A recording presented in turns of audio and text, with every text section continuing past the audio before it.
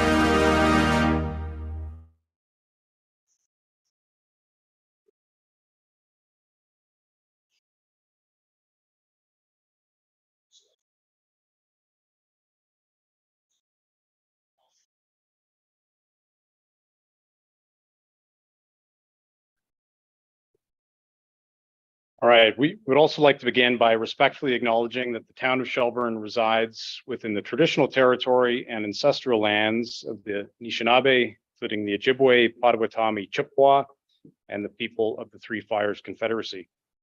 These traditional territories upon which we live, work, play, and learn are steeped in rich Indigenous history and traditions.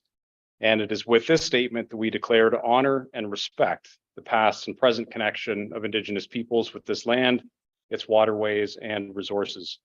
And we encourage residents to review the call to action information, which can be found by visiting the links on the town's website. It's the standard reminder to members to declare any pecuniary interest that you may have in respect of any agenda item tonight. I don't see anything, but if anything arises throughout the meeting, feel free to declare it at that time. On to the minutes from our July 24th meeting. Can I have a mover and seconder to approve those minutes? Councillor Bonato, seconded by Councillor Guichardi. Any discussion on those? Seeing none, all in favor? That's carried. Question period. Are there any questions from the gallery? Anything submitted beforehand? No. Okay. All right, so we have one delegation this evening and then a couple of presentations following that. So our first presenter is Ethan Praxis. Ethan is a resident within the town of Shelburne who would like to address council. So Ethan, just come on up. You? Great. But I'm also going to carry Boston. Council Planning, so I'm going to put you to the very box page. Go ahead. So tonight, as all of you know, I'm here to address two seemingly unrelated, but actually quite related. The first would be the quick degradation of our fire crosswalk. And the second would be the lack of action council has taken regarding the hate speech and other bigotry that is at the very heart of the so-called now they call themselves Shelburne Freedom Fighters. Now, at first, I was quite impressed with the fact that the council had decided to go ahead and install a fire crosswalk to the point where actually they did come out to prevent the flag raising and declaration. However, soon after it was installed, it was quickly degraded, and now you could argue the fact that it was done hastily and as cheaply as possible, which I don't think any council would deny, considering how less than it was done, and was used with paint that was just already on. But I've also heard that there's a rather large possibility that some of that damage was intentional, caused by drivers with homophobic intentions. I can't confirm that, but I've heard it from reliable sources. That ties in also to the hate speech coming directly from the so-called freedom fighters. Now, I'll send the video about masks and vaccine and other limitations on their freedoms during the pandemic. But that quickly eroded to present what they're really all about: chaos and bigotry. Specifically, homophobia and transphobia. And anybody who's following the conversations on Facebook groups before they came to a screeching halt would see exactly the kind of language that was used by people like Jeremy Glass, the associate leader of the Shelter Freedom Fighters, and other members. Most of that was directed towards me personally, as I happen to come from the queer community, being one of the, well, this admitted, loudest and most noticeable of the queer community here, and the most active. Now, to be fair, what I was in response to me calling them out for their behaviors, for their lies, for their conspiracies, and their hate. Did I earn any of that? Some of it. I am not above criticism. What I am above is being attacked for who I am. I am bisexual. I am non-binary. I don't fit into the norm, especially in a town like Shelter. There's a reason why our small community tends to stick to itself. You don't really notice us, we blend in because we present like everybody else. But when we come out, we face a hatred that most people in this town don't face, unless you happen to come from another marginalized community, whom I've spoken with. If you're not straight, white, and cisgendered in this town, you're not exactly welcome. As long as you hide it, as long as you conform, as long as you accept your roles, you're okay. But if you speak out on a consistent basis, especially against the hate group, and they are a hate, the Freedom Convoy, you make yourself a target. Now, my problem is, that's fine. I can deal with that. But where is the leadership in this town when it comes to that? I understand you're legally tied. You can't be diplomatic. You have to hide behind the words. You've got to try to unite everybody as much as possible. But guess what? That doesn't cut it anymore. The global tide of rising homophobia and transphobia doesn't require diplomacy. It requires action. It doesn't require photo ops and proclamations. It requires action. Now, I've spoken to some of you in private regarding this matter, and the answers have ranged from sympathy and a willingness to act to a metaphorical throwing of your hands saying, oh, well, we can't do it. I've also heard from one particular counselor how my voice is just as valid as someone like Jeremy Glass, who, by the way, has probably called for the public hanging of Justin Trudeau. That is on the Facebook group, that has been noted by the OPP, it's been documented. So my voice, coming from a marginalized group, is just as valid as those who invade our town every second Saturday. And they do invade because most of them are not going to shelter. They drive in from all over the province to spread their hate and to intimidate people, to the point where no one wants to use our downtown every second Saturday. It is a ghost town. I do not feel safe walking here. And I live rather close by, within a stone's throw of downtown. So I have to hide in my house or leave town every second Saturday just so I can feel safe. And I'm not the only one. So again, I don't want answers. I know officially I'm here to seek information to acquire some kind of accountability in terms of promises, in terms of what you're going to do. I don't want that. I've had enough conversations with council at this point in the past. I know what you want to do. Now it's time to stand with us. Stop speaking for us, work with us. Stop making proclamations that have no input from the queer community. Stop trying not to lay blame on either side.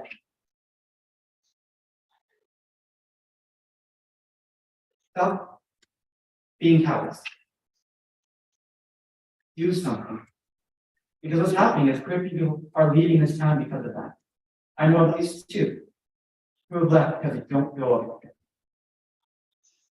I know people from other marginalized groups who I've spoken with in person who don't feel safe here. According to two people from one specific community, the Black community in particular, Shelburne is, as I put it, one white foot away from being a KKK town. Now, I don't know if you've heard that or not, I don't know if you get that vibe, but again, you both come from a place of white privilege, so you probably don't know unless you're connected with you. Now, you can either listen to what I'm saying and actually do something, or you continue to go on and be complicit in the hate, the violence, and there has been violence.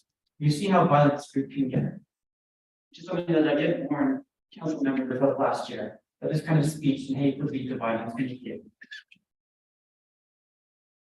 So either you can do something, or go on being complicit, both in a moral and a legal sense, with this hate speech and violence and bigotry. That's it. Thank you. Have a good evening. Thank you. So you may not have come looking explicitly for answers, but I think I'm going to provide a few nonetheless. Couple of issues to unpack. The first, with respect to the Pride crosswalk, we did receive a fairly comprehensive report. I believe it was the July 24th meeting, and I think that's been provided to you. Denise, do you want to give just a very high level overview of that? So through the last report, which was specific to the Last week for that crosswalk and the location, we did acknowledge in the staff report that the locations of future crosswalks be examined based on the amount of traffic that any street could incur. In fairness, we are not the only community that has installed crosswalks that have experienced degradation or the pavement color fading. To clarify, we did not use inexpensive paint. It was not last minute in terms of the purchase. The approval was something that we considered. So if we need to move it, we will look at that for 2024. But one of the outcomes of the process will be if every single location that we actually choose, regardless of the location, as we did with Every Child Matters, which faded very quickly, we may have to rethink this program, because the alternative is that we would have to repaint at a minimum once or twice a year, which is something we actually did with this particular one. And our costs were about $750 to $1,000 for each painting. And I think at that point, council had committed to, through the DEI efforts, that this was important in terms of celebrating the diversity of our community, that there was a number of potential themes going forward. And the next one will be our third, which is the one for Lest We Forget. We still have to consult with the Legion to look at that particular image that we'll provide. And I think that's about it. So at this point, there's no plan, just to clarify, to repaint that existing crosswalk that's in front of Town Hall. That would be reconsidered as part of the 2024 budget, and then potentially look at that list of I guess 10 locations on whether or not we moved it. I think Adeline was something we looked at. Victoria is a very busy street. Is that enough? Yep. Yeah, no, I think that's fine. And then in terms of the second issue, which is a pretty broad issue, but I'll try to break it down into a couple of component parts. First of all, with respect to the ongoing freedom demonstrations, I mean, there's a long record of council engagement. And it's on the record. I mean, it's part of the public minutes. It's part of the filmed videos. I mean, questions from public, questions from those who are part of the freedom movement, meetings with representatives from the OPP. In terms of sort of the strict legal engagement, I can't get into a lot of detail, unfortunately, because a lot of that stuff is sort of still in the works, so to speak. But very generally, municipalities are empowered by legislation to pass bylaws. We're also empowered to enforce those bylaws. What I can say, and what I've said a number of times before on the record, is that we are enforcing our bylaws. That's not always something that's visible. And it sure as heck isn't something that creates a quick result. bylaws are enforced through the issuance of tickets and charges. If somebody wants to challenge that ticket or fight the charge, so to speak, that's a process that can last months, potentially years. Provincial Offences Court, which is a whole other discussion, is backlogged to the point where it's almost ineffective. I'll say it. And I think your frustration is probably shared by all 7 of us.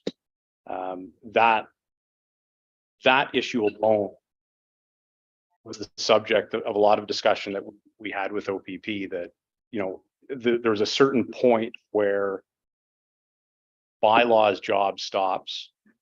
If we're starting to look at things like hate speech, as you've mentioned, that's where the police work picks up. I'm not sure if you have reported instances of hate speech to the police, if you've witnessed that or you know, been a victim of that. If you haven't, please do that. One of the messages that I think all of us have tried to get out there is, when you see something, tagging a council member on Facebook is not going to cut it.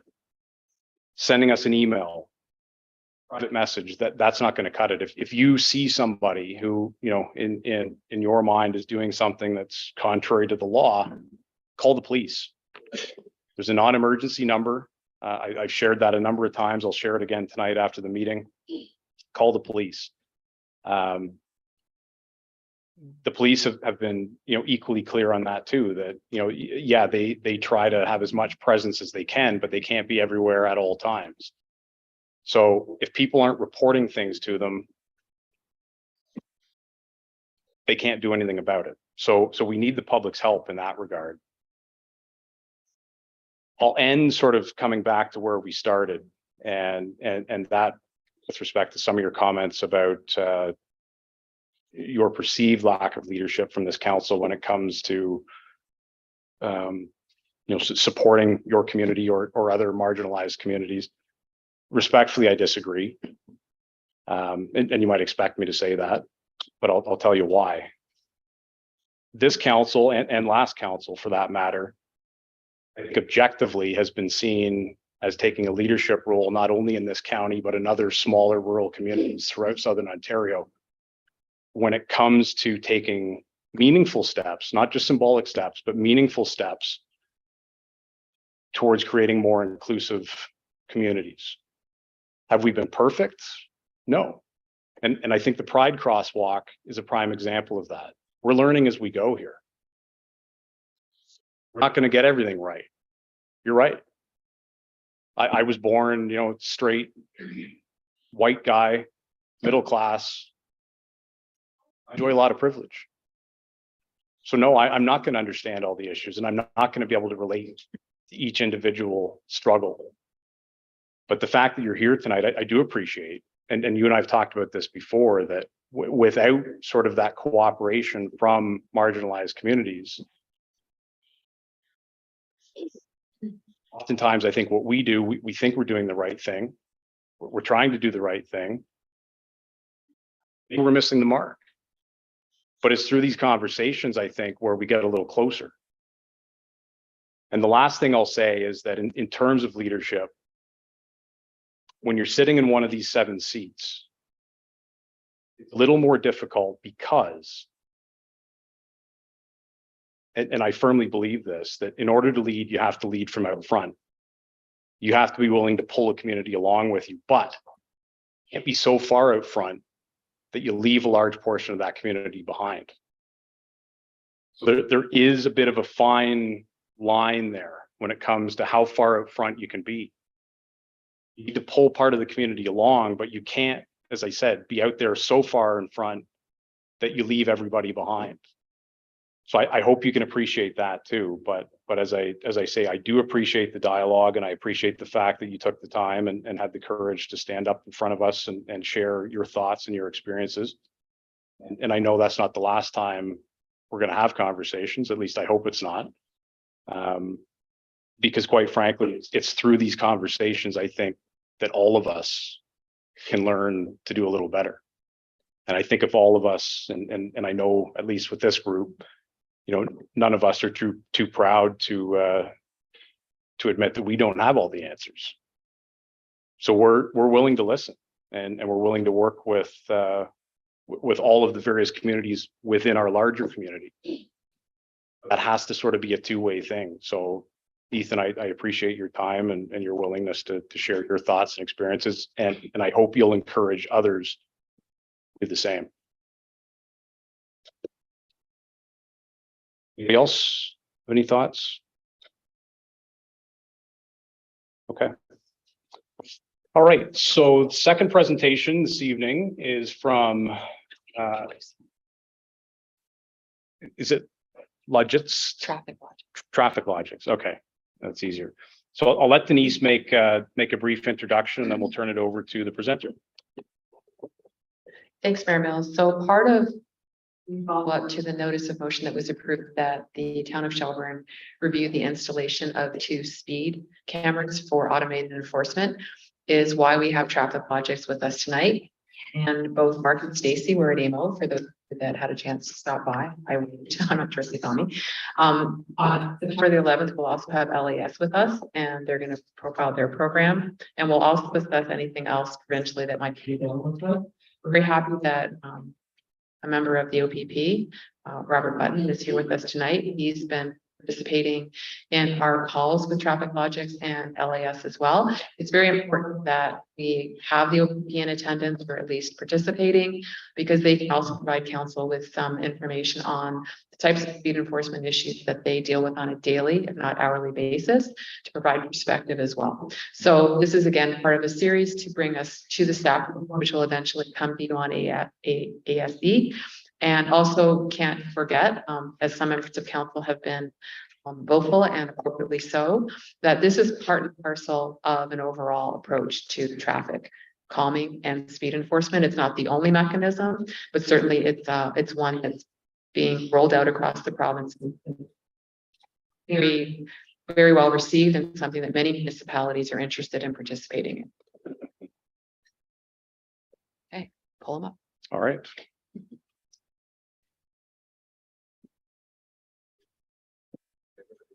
Yeah, they're going to be on the big screen.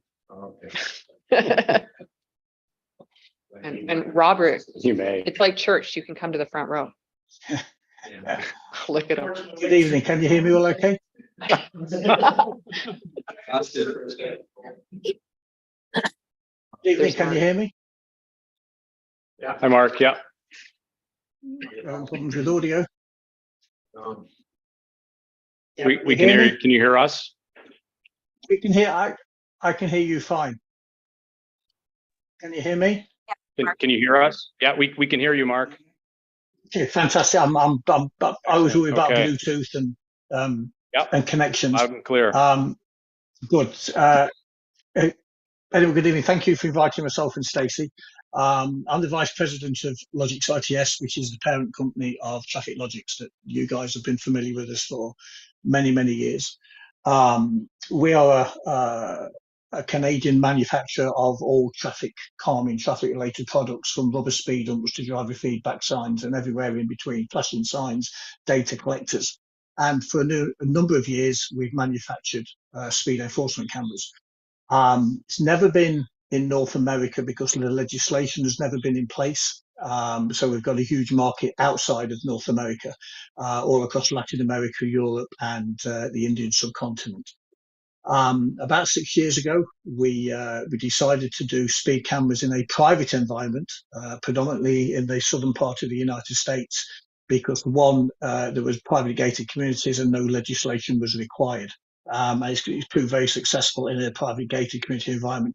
We have over, to date, about 1,200 cameras operating in the southern part of the United States, but in a private environment where it's private property.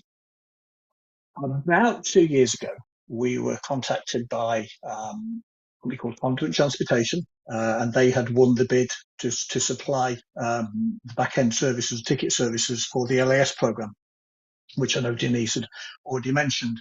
And Conduit, not being a manufacturer of hardware, they contacted us, would we supply the hardware for the LAS program?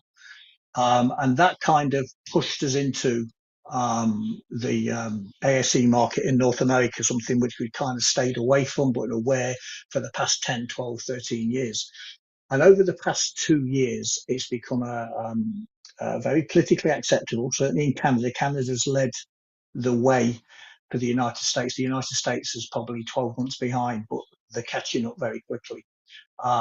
Just to give an example, July the 1st this year, 6 states on the 1st July either adopted an automated speed enforcement program or amended one, all on the same day, 6 out of 50. I think when we first started this, there was probably like 10 states that allow some kind of automated speed enforcement. Now it's nearly half of them do.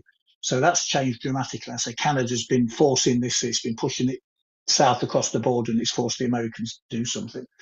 So it is I said to my boss the other day, if we'd have had this conversation a few years ago, it would have been a non-vote winner to run on. If I get elected to council, I'm going to be installing speed enforcement cameras. The conversation's totally changed in the past 2 to 3 years.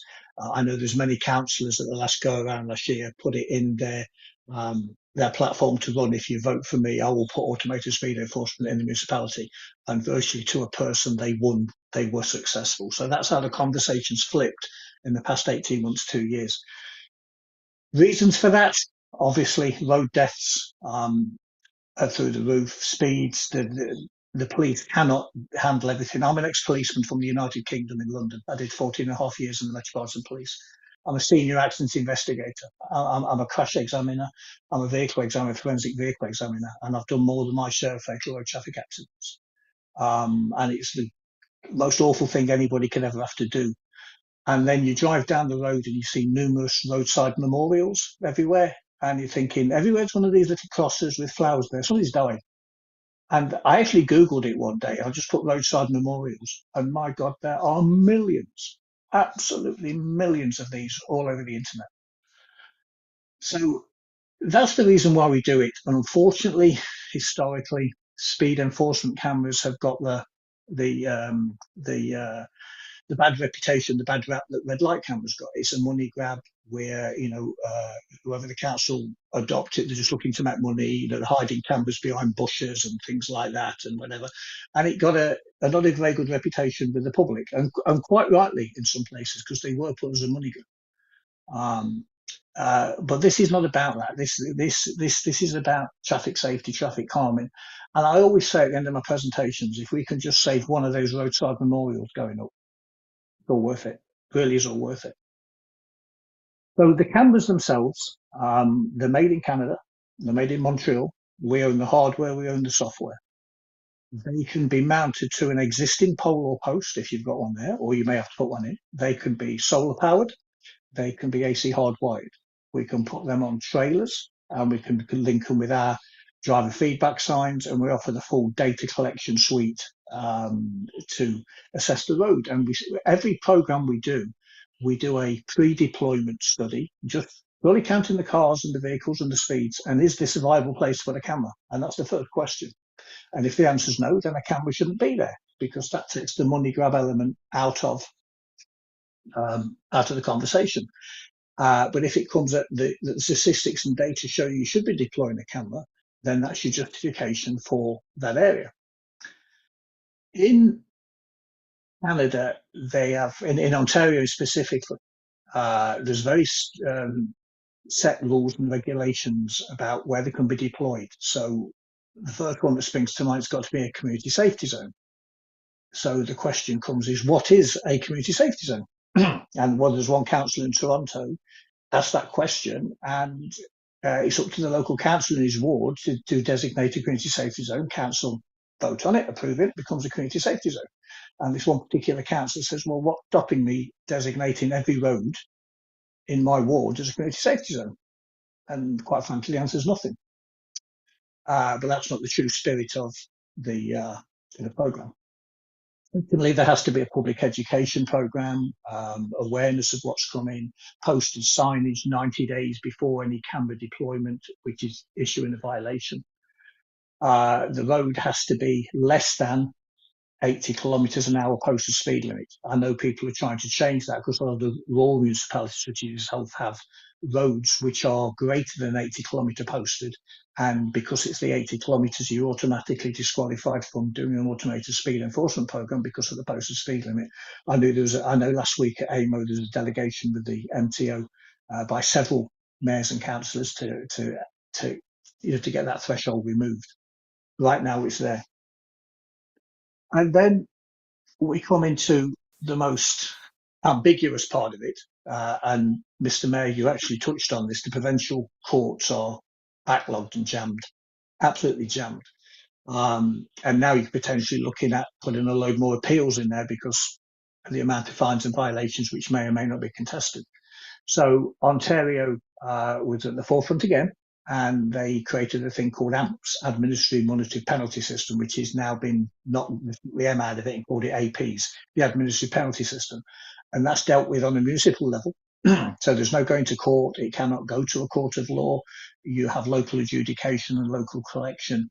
And there's rules and regulations around that. You've got to have a provincial offences officer, which has to be a municipally employed person to review and adjudicate the tickets. I think it's like $600. It's a day's training, and OTC does the training, and you get yourself authorised as a provincial offences officer. And then it's issued like a parking ticket would be issued within the municipality, and the money's kept within the municipality. And then whatever collection system you've got going back, then you would follow the same thing because it's a civil infraction. While I'm on that point, there are no demerit points attached to your license, and it's not the driver of the vehicle, it's the registered owner of the vehicle. And I know some people kind of stop themselves and jump back. And I had this conversation with Denise. If Denise was good enough to lend me her car and I sped in her car and set one of the cameras off, Denise would get the ticket. And then Denise would have to chase me for the money which she's going to pay because she's responsible for her vehicle. That's the way it works in North America. In Europe, they go after the driver and there are demerit points, and the registered owner has to bear the driver at the time of the offence. That's a whole different ball game. That's 5 time zones over to our east. So it's a very, very simple system, what you've got in North America. But here's the complicated bit that Canada's got. All license plates have to be looked up by the MTO, obviously. And I know you've probably got an ARIS agreement for looking at your parking tickets, stuff like that. You have to have a separate ARIS agreement to look up license plates for the purpose of speed enforcement. And there's been 18 months, 2 years of toing and froing between LAS, AMO, MTO, the courts. It's just finally got itself resolved and sorted out. And so there's your 2 choices. I don't mean to sound complicated. It kind of is, but most of it's benign out now. So in Ontario, you really have a couple of choices. You can join the LAS program, and therefore a one-stop price. They will do all your adjudication, do your mail, your printing, your stuffing, do your collections, and they've got joint processing centres. The first one's being set up in Barrie. We're delivering the first cameras in about 2 weeks to the city of Barrie. Innisfil's very, very hot on the tails behind that, but obviously I am aware that there's quite a huge waiting list to get on the LAS program. And I think Jeff Barton, who's going to talk to you at the next meeting, will tell you the wait. I think it has within last week, it was like 67 municipalities already on the waiting list to join the LAS program. So he's going to be inundated. Your other option is, and this is the more difficult one, but if you can get around it, it will be quicker to implement. You can purchase the cameras direct from ourselves. Then you would have to employ a provincial offences officer, and then you'd have to get your ARIS agreement, but you'd be responsible for doing your own back-end ticketing, collections, mailing, stuffing, and all that kind of thing. There are several municipalities in the same boat as you guys, where they say, well, hang on a minute, why don't 4 or 5 of us get together and create our own little processing centre and share the resources? And that's become a very, very, very popular idea. There's a county, I won't mention the name, but they're very close to doing that, and they're going to share resources. share the provincial offences officer. Like, you know, if there was 5 municipalities, this provincial offences officer would work for 1 day for each of the 5 and the adjudication officer. And more or less everybody in this climate right now is heading down the AP's route, not the provincial offensive court route, purely for the reasons the mayor said. They're getting clogged and they can't handle it. And the courts are very, very much encouraging the administrative penalties, because it cannot ever appear in their courtroom. So that's going to alleviate a lot of hassle. And your third one, and this is your only other option, is apply to join the Toronto JPC program, which is struggling. I know there's limits. I heard the other day that anybody who wants to join, there's a big joining fee, and then you're limited to 5,000 tickets per year, or 2 hours, or I think it's 2 hours a day, or 2 hours, what it is, because they can't handle the processing time. They really can't handle it because it's totally inundated. So that's why the APs are becoming very popular, very, very popular, and why the LAS MAMO program has been very popular as well, because it's a viable alternative. And unfortunately, there are your only 3 options in Canada, because in the United States we've got several more options, but we're not in the United States. So I hope that's a whistle-stop tour. If you do decide to go with the LAS program, we would be supplying the cameras to LAS, and they would lease them to you over a fixed period. If you purchase them from me directly and decide to do your own thing, it's all on a canoe contract, so it's all built-in prices, but you'd be responsible for all your back-end stuff. So you'd have to set up some kind of infrastructure or share it with 3 or 4 other municipalities. And that's basically it. It's not that difficult, but it is. I've lived this for the past 2 years, and I used to have a lot more dark hair, and used to be a lot more of it as well. When I first started this, and the same with Jeff Barton at LAS. But I know Jeff's going to talk to you about this. You do have choices, you do have options, but you've got to stop within them 3 or 4 basic guidelines. And obviously, every ticket, it has to be assessed in there. You have to have recording back to the MTO. They have to have their share. I think it's $8 per lookup and all this kind of thing. There's certain fees. There's like $7 for the criminal justice fund has to be taken out. Some other pieces that have to be dispersed upon collection, basically. So that's basically, if I can answer any questions, I'd more than be happy to, but all I can say, you've got options, not as many as other places, but you do have options, Mr. Mayor.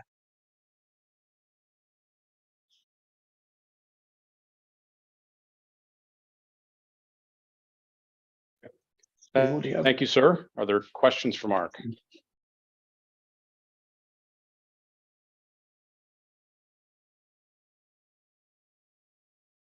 I think the one thing I would add, which I kind of forgot, the beauty of the LAS program. Yes. Okay. Yes, sir. So my question.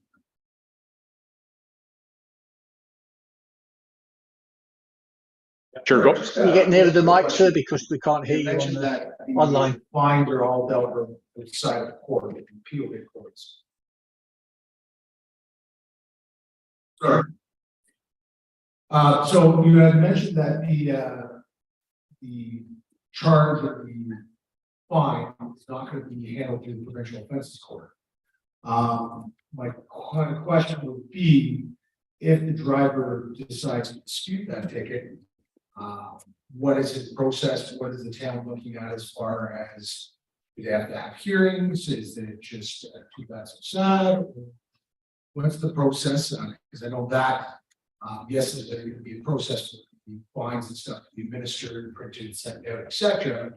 I'm just kind of curious if, say, people decide to dispute these charges, what is council or the town looking at in regards to having to set up hearings, processes, or anything like that for the individuals who dispute such an offense?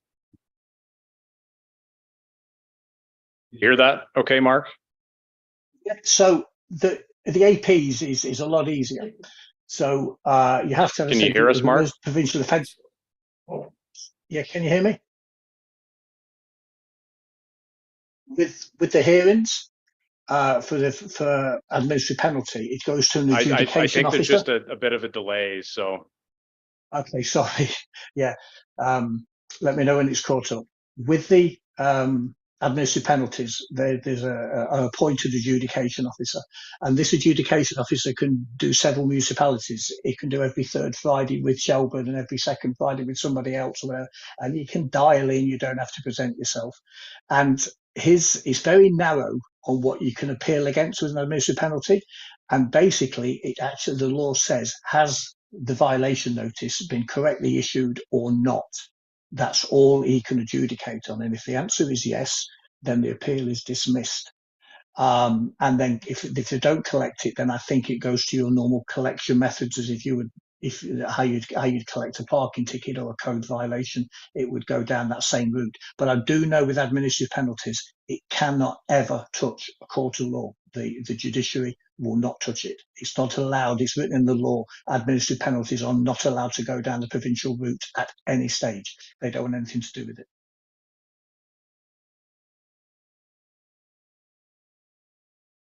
I've answered the question.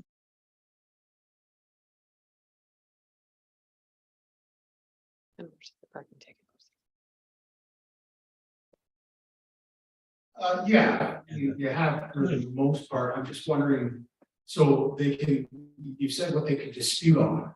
Now I know in the OP and then what was shown, at least, we have the automatic license plate reader program. One of the things with that is we have to verify each plate and whatnot before we can take any actions on that. I'm just thinking if the system puts a dispute or reads a B as a 8 or an 8 as a B kind of thing, and the driver wants to dispute, what is the town looking at as far as do they have to set up a meeting? Is that what kind of stuff that they have to play or set in place in order for the member of the public or commuter, or whoever the violator might be, in order to dispute those charges? That's just kind of wondering on that. And again, disputing also calibration of the instrument and stuff like that. As you said, you served and I've got traffic for several years. It's always one of the arguments that come up as far as was it calibrated properly, was it tuned, were you using it properly, was it the right person, etc. So I'm just wondering what you've seen in the past as far as does the council have to get any adjudicator, lawyers, or anything like that in order to or experts in order to zoom in on to testify in regards to these matters?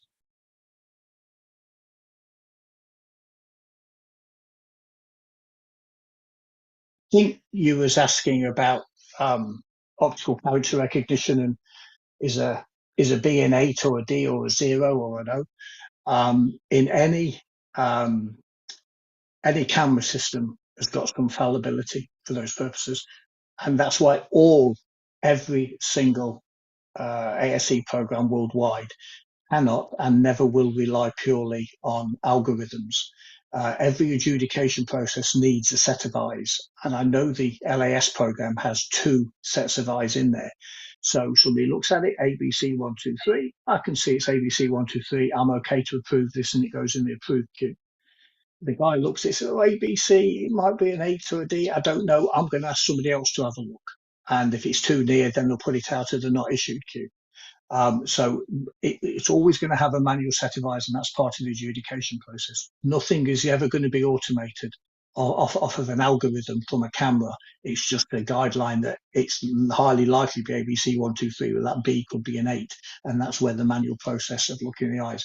It takes about 25 seconds to adjudicate a ticket and then push it down the correct queue. And if it follows the normal process, then it will go for printing, mailing stuff in and out the door to the where the registered owner is looked up, and then it's sent out. If it's too near, that will go in the not issued queue, and it will never ever see light of day ever again. So there's a fail-safe system in there, and there's always a percentage, but it's not a high percentage that are not able to be issued. But there's always a percentage. In Ontario, you do have 2 specific really bad problems. The number of plates which are peeling. I mean, I'm driving down the road following video, and I can't see it with my own eyes. They're just totally whited out. So the camera's never going to see that. And then the biggest problem is, and it's an Ontario problem, where you've got the smoke glass perspex cover over it. that sometimes won't let you see through the plate. But they're very specific Ontario issues. And then obviously in the winter month, if you've got snow and ice over the plate, it's not going to see it.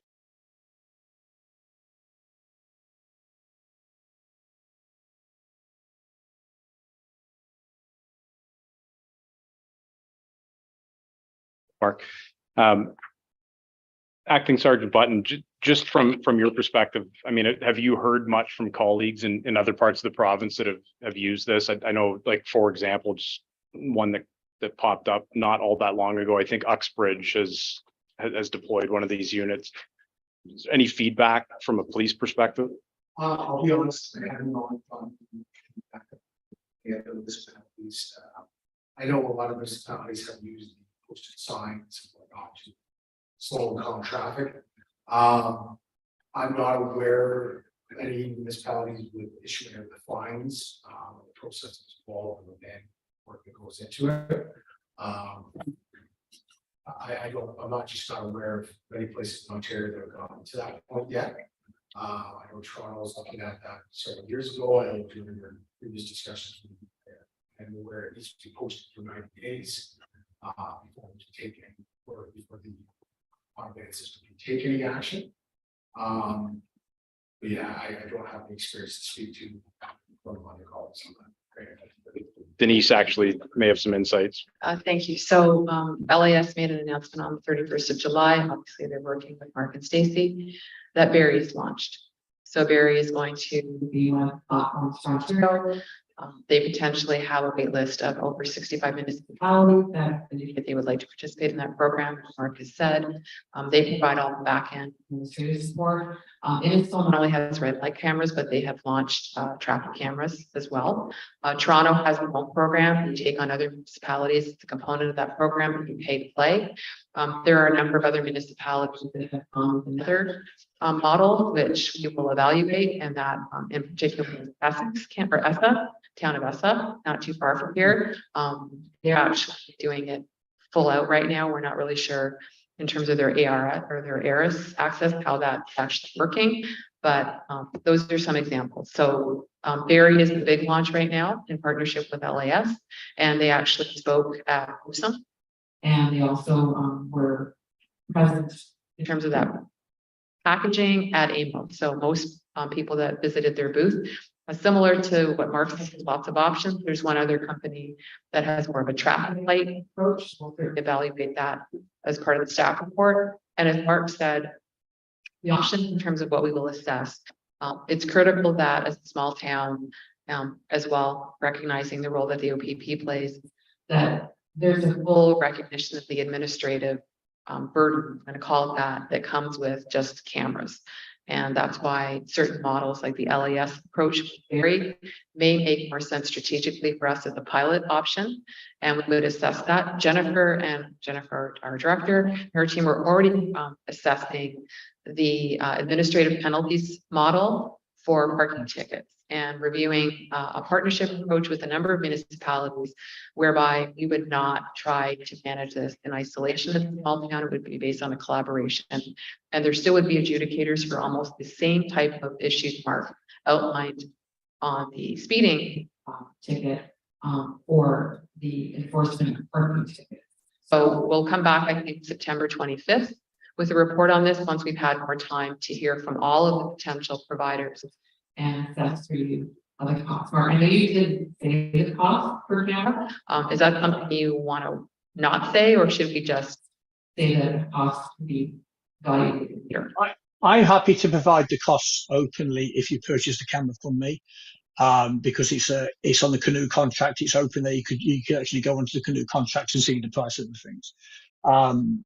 So it's no secret. I can't vary away from the Canoe price because it's a contracted price. So a solar camera, you own it, is less than $27,000. You own it, it's yours. And an AC camera is about 24. I think Stacey will correct me if I'm wrong. The AC is slightly less, but with the solar, it allows you to move it. And if you have non-trailer versions, it's about 30, and trailer with the size like 32. But they're yours. You own them outright. There's no lease. You're not paying over and over and over and over again for them. I think one thing I did miss out, Denise, and I do apologise, the LAS program, if you just want, it's been designed for uh, Asian type towns where they only need it for 6 months of the year. They will lease you a camera just for 6 months. It's going to cost you a lot more money, but if you want a short term lease for 6 months, they'll do it for 6 months. Toronto GPC is minimum 4 years, and I do know what the costs are. It's like $45,000 a year per camera per year for 4 years, plus a $50,000 joining fee. Them numbers are out there. LAS is not as much as that. I'll have to let Jeff tell you how much the lease costs are. It's going to depend on how many cameras and what term lease you want to lease them over. But full disclosure, Jeff will be buying them cameras from me.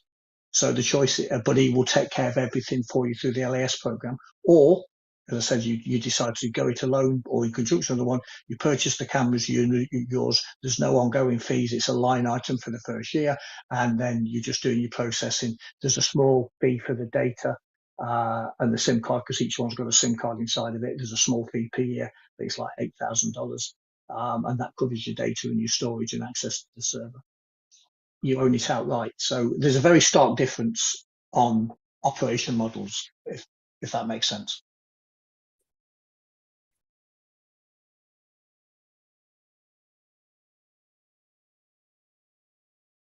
Thanks. Councillor Bernardo?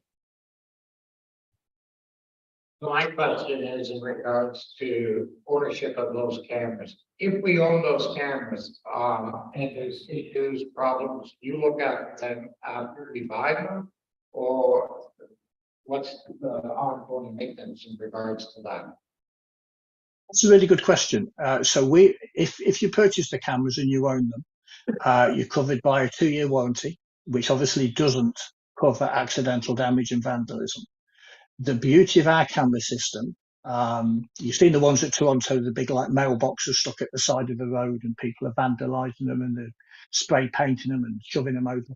Ours are the size of a shoebox, and they're like 14 feet in the air on a pole, on a hydro pole or utility pole. So they're very hard to get to, because unlike the Toronto ones are out there, somebody has to go every 2 days and change the batteries and pull the data and drive it back to Toronto.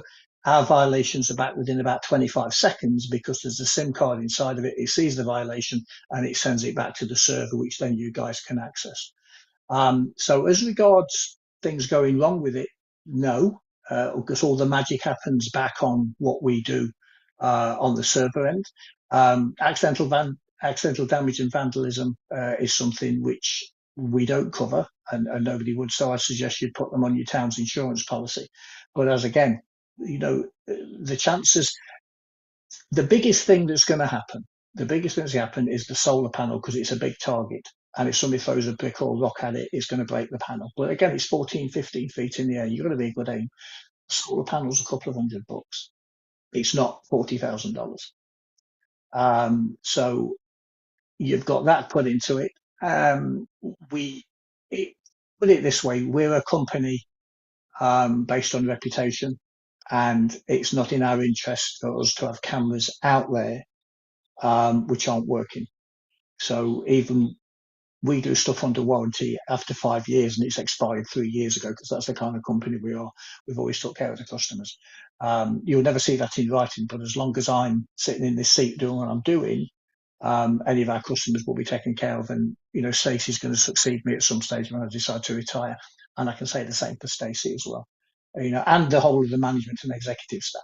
But you could take out a maintenance plan, but I think you'd be wasting your money, because there's no maintenance to do, especially if you're going to fix them on a pole. They're calibrated, they're installed, they'll work, unless somebody, you know, takes a bat to them, shoots at them, hit by lightning, all them kind of things. You will not have the problems that Toronto's having, because you can't get to the damn things. And that's a big consideration. But you'd also get that with LAS. I think LAS do have some kind of maintenance in there. If the camera went down, you'd be paying a lot more, but you're paying it. But you're actually paying it.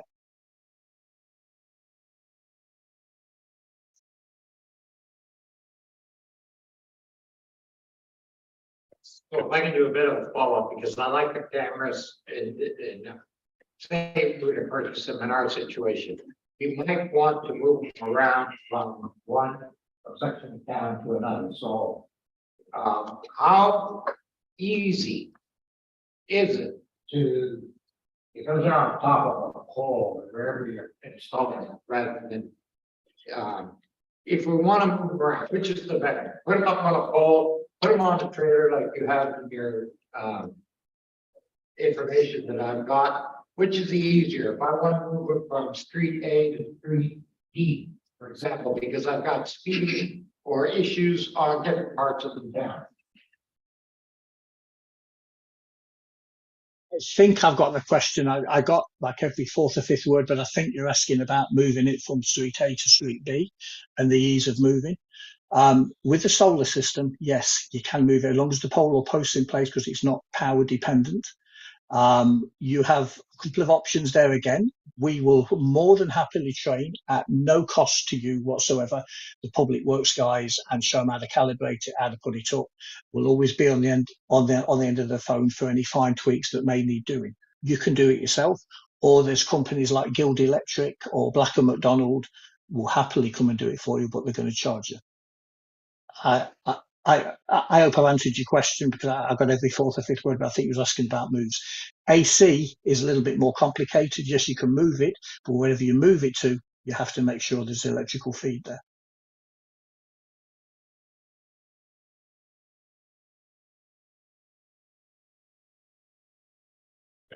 Okay, no, I think you nailed it, Mark, for only catching every few words. So. Councillor Gashardi, and then I'll. Yeah, sorry, Mark, just a quick question. Issue or curiosity about the life cycle of each of these cameras. As you know, the technology does change every so often, and if we purchase, then we're eventually locked into what could be an obsolete technology. So I'm just curious about the life cycle of each of these units.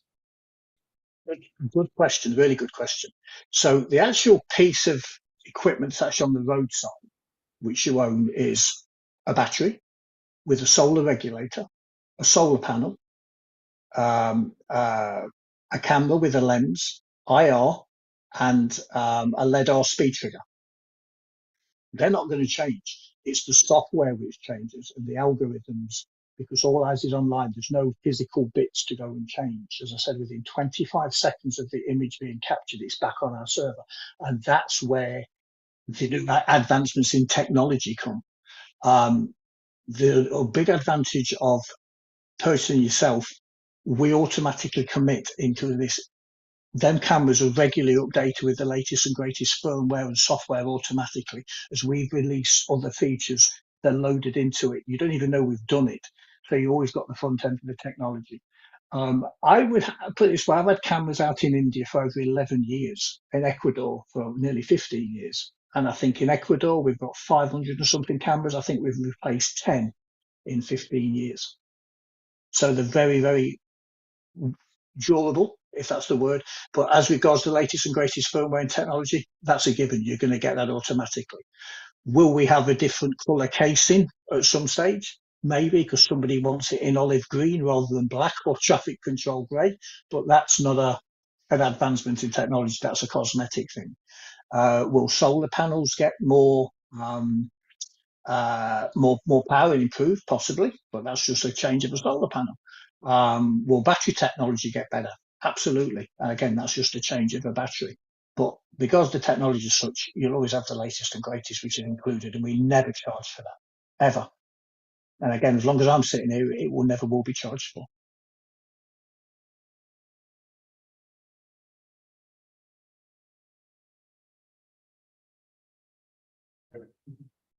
Okay, so just a quick follow-up.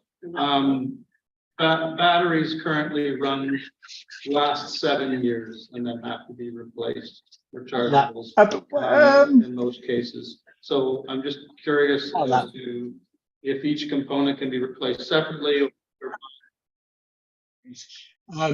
The lithium iron phosphate battery technology is greatly improved from what it was 5 years ago. If you just look at your cell phone, they used to tell you have to run it down every 2 weeks to zero, let it turn off because you'd be putting a an artificial shelf life of the battery itself. And that may be true for some batteries when you discharge them and totally discharge them. I've just recently purchased an electric car, and they've said, don't ever charge it to 100%, charge it to 80, and your batteries will last 10, 50, 20 years. If you keep charging it to 100, then it won't get there. We don't do a battery only camera, we're doing a solar camera, so it's keeping it at optimum performance virtually 99.999% of the time.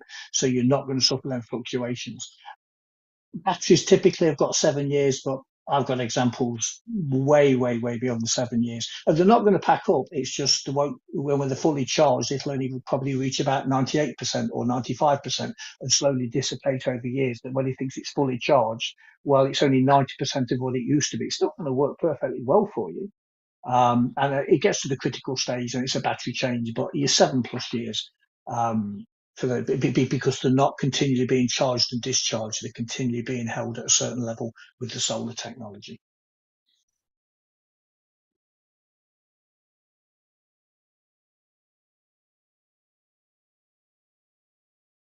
So every component is interchangeable in terms of, in spite of the longevity of the lens and the camera itself. I got interchangeable. I didn't hear the rest of it. Can you get nearer the mic?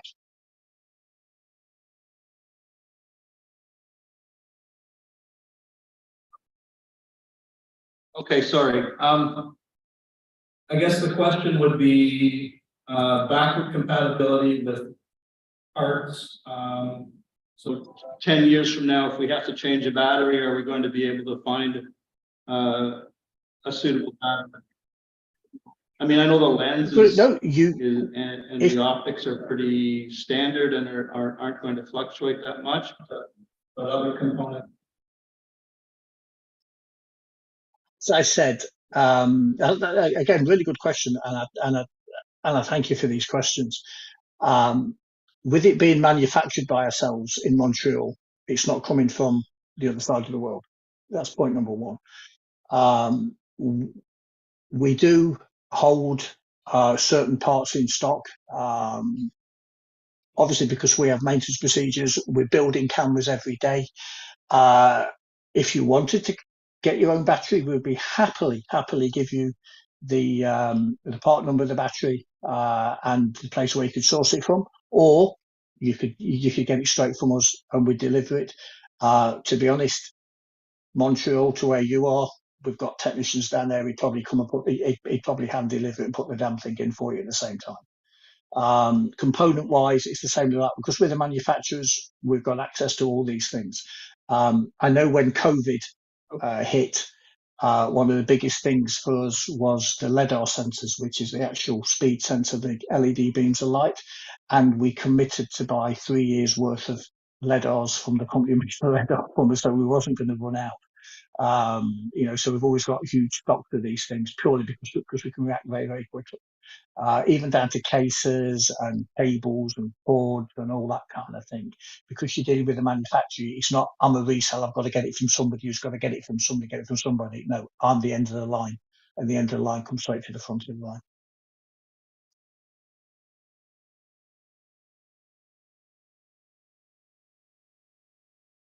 Okay, thank you. I think take the last questions, question from our law enforcement friend, and then we'll wrap it up. Sorry, you had mentioned that the camera will be calibrated with installed. I'm just wondering about the calibration requirements for the camera, how often, who takes care of that, the training, etc. involved in it. If asking drivers not to move. I think you're asking about calibration. Another very good question. When the camera's installed, and we would install it if you purchase it direct from us, if actually you purchase the LAS, we're going to come and install it anyway. So come what may, we're going to put it on the post, we're going to install it, we'll do the installation calibration. That's included. Whatever way you purchase, whether you lease to LAS or you purchase direct with us, we're going to come and do it. The calibration by law, under Ontario law, has to be carried out within the preceding 12 months, which is basically the same once a year. And the same way that you would calibrate your in-car LiDAR or your handheld LiDAR, you calibrate it the same way. We do not want to do the subsequent calibrations because we could be open to allegations that we're calibrating stuff which is wrong purely for gain. So we'd far rather a third party do it, which has nothing to do with us. We'll do the installation calibration, and you go for 12 months. The subsequent ones, which is every 12 months, we prefer somebody to do it. I mean, there's tons of companies out there to do it, and they'll probably charge a couple of $100 a year to do it. But we will not do the subsequent calibrations for those reasons, because we want to stay totally above and beyond any accusations of impropriety going down the line.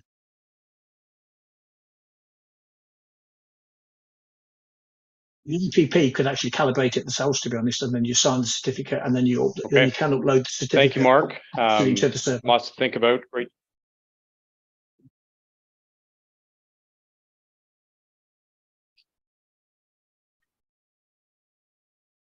Thank you. And just one point of clarification. I think Denise had mentioned September 25th for a staff report. It's likely going to be in October. LES is September 11th. So yeah. We need a couple weeks at least. Yeah. Yeah.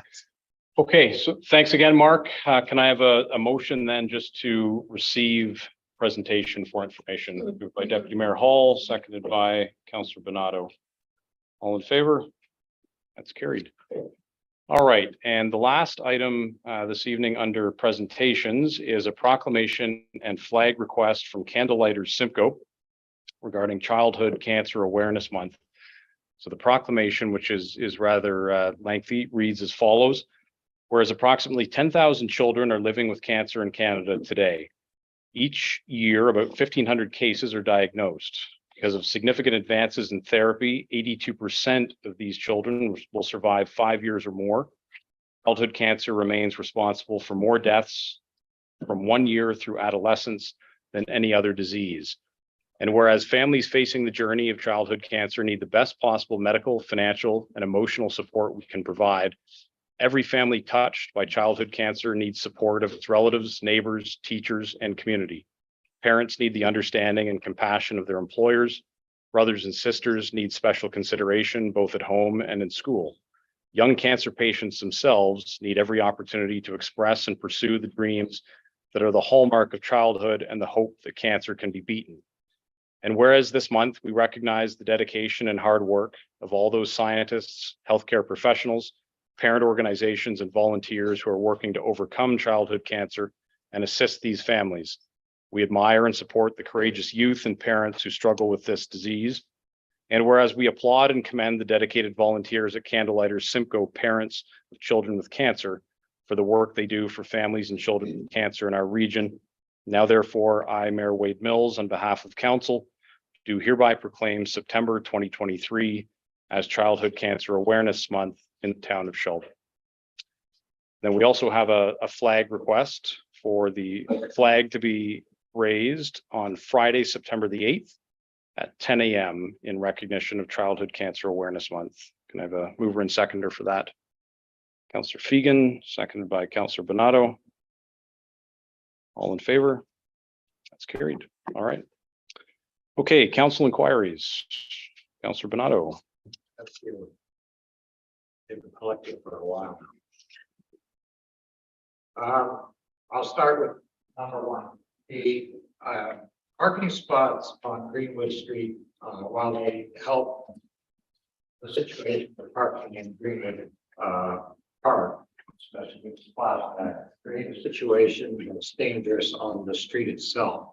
When vehicles are parked there are drivers that don't understand that the middle of the road is not where you drive, and other people are trying to drive south. So it creates a potential accident situation happening. If we're going to keep the parking spots, we need to put a dividing line on the road so that drivers do understand to drive those going northbound on their side of the road, allowing the southbound drivers to be able to continue driving south.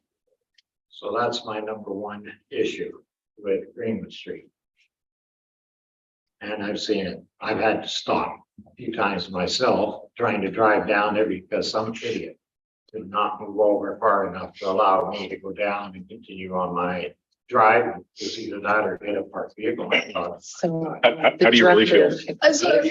How do you really feel? How do I really feel? So, Jim, our director, will address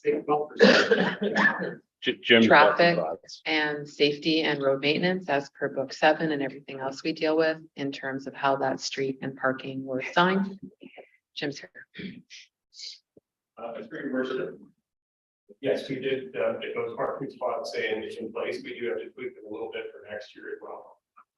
We have noticed that, issue ourselves. People are programmed now to move over if they're not used to those spots being there. Putting a line out in the center is something that, we can look at there.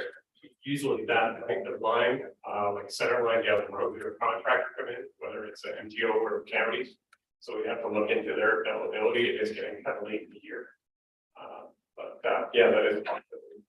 Yeah, at the current time right now, spots aren't really being used with weather being the way it is, but next year I would suggest we do look at something to correct that particular situation. The last thing I want to see is someone's vehicle get schmucked or something happening, especially on a Friday night when that's being used as the local bypass.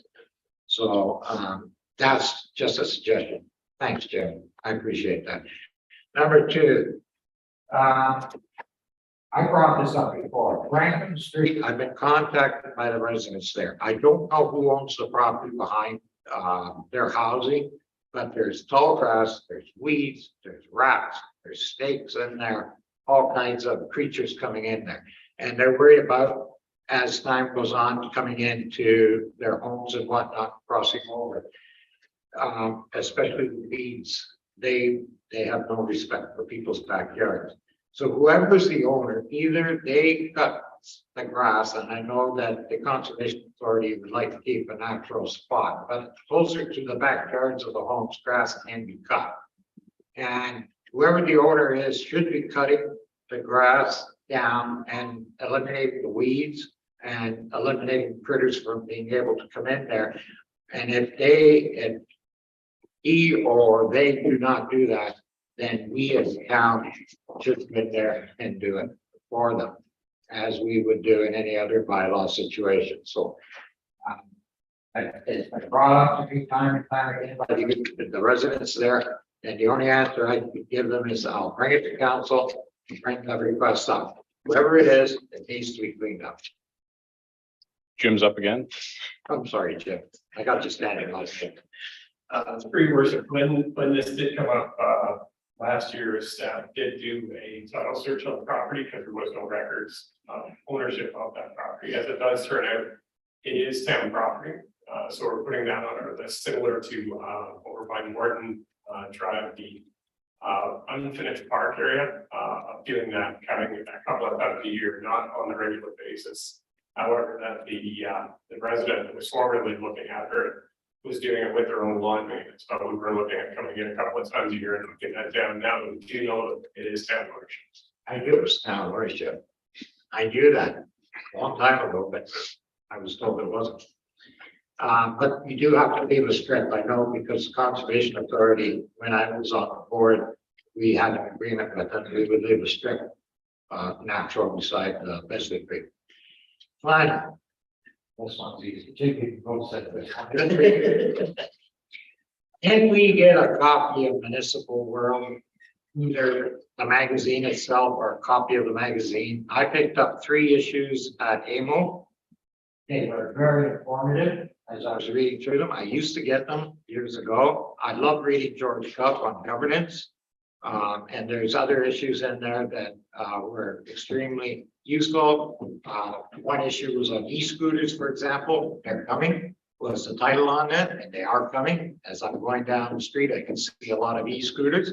So as counselors, there's a lot of information in that magazine that might be useful, especially if you're a new counselor, and it does help you throughout learning your role. I know it has helped me throughout the many years that I used to get it and read it, and I still enjoy reading it. So whether you give us a copy of it like you did one night, or whether you give us the magazine, I'd like to see, at least for myself, a copy of the magazine.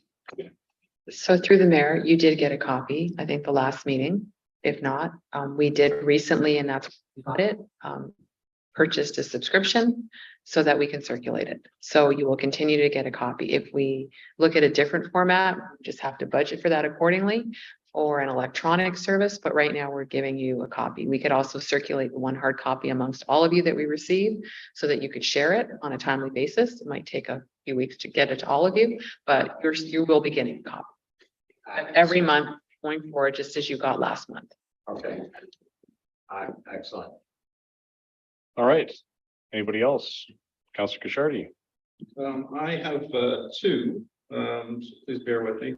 The first, in regard to backyard house parties in the area of Galbraith and Brent Streets. Apparently there was one on the 29th of July, August 12th, and the most recent one was August 26th, which I actually drove by around 8:30 in the evening. It was spectacular. Lights, sound, and anything else that could annoy any other neighbors. I was actually quite impressed. But no, in all fairness to the other residents in the area, I've received a few complaints about that, and I've encouraged them to file a complaint with the town or call the OPP. But there's something going on there that's bi-weekly. Did you join the party? Though? No. Jennifer, do you want to speak to this? Certainly. Through your worship, to date, we've only received 2 complaints in regards to that matter. I do believe they have reached out to OPP directly. But enforcement wise, it's really only so much you can do, as opposed to, basically shutting them down and removing them from the property. Unfortunately, we don't have the authority to do that. But if you could definitely recommend that they submit complaints, that would assist us further in addressing the issue. So I'm just going to add. So one of the things right now is the noise bylaw allows you to be noisy till 11 p.m. If we have to reassess the times, that's something that council might want to consider. It means constraining noise potentially till 9. That gives us more latitude within a bylaw capacity to enforce some of this belligerent behavior that isn't respectful of your community or your neighbors. I'll just put it out there because that's what we as staff here. And that would give us the tools to manage this. Other than that, moral suasion, OPP, where it's actually enforceable through that process, but noise requires, sometimes it's subjective, sometimes it's not, but certainly it seems to be an issue that's becoming more prevalent in communities, and the tool that we have, the noise bylaw, the time without an exemption for longer, like Canada Day, is something that we as staff may ask council to reconsider. Sorry, can I do a follow up on that? Can I ask the acting staff sergeant a question? Still here. You should have left when you had the chance. I have a trap. You're trapped. Huh. You may be able to answer this. Anyway, when you have a party going on in the backyard, as an officer of the law, how much are you able to shut down if it's a complaint sent into you? Because I've heard OPP officers have gone in and basically there's not a heck of a lot they can do. All they can say is shut it, quiet it down. But when there's a party going on, of the nature that Councillor Richardi spoke about there in the evening, how much can you do to shut it down? Because I've had complaints on Canfield, same situation where parties are in the backyard. I understand there was another party over in Lakeview subdivision near 124, which even shut the street down. So how much can you do? I would say that our authority would be limited on that to the bylaw for the most part, which doesn't allow us to really have a search authority and enter seizure authority or anything like that.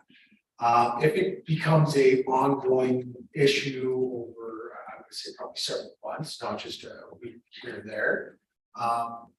We have in my career in the past looked at proceeding by way of mischief, criminal offense, which then allows us a lot more latitude in regards to charges, stereos, or anything like that.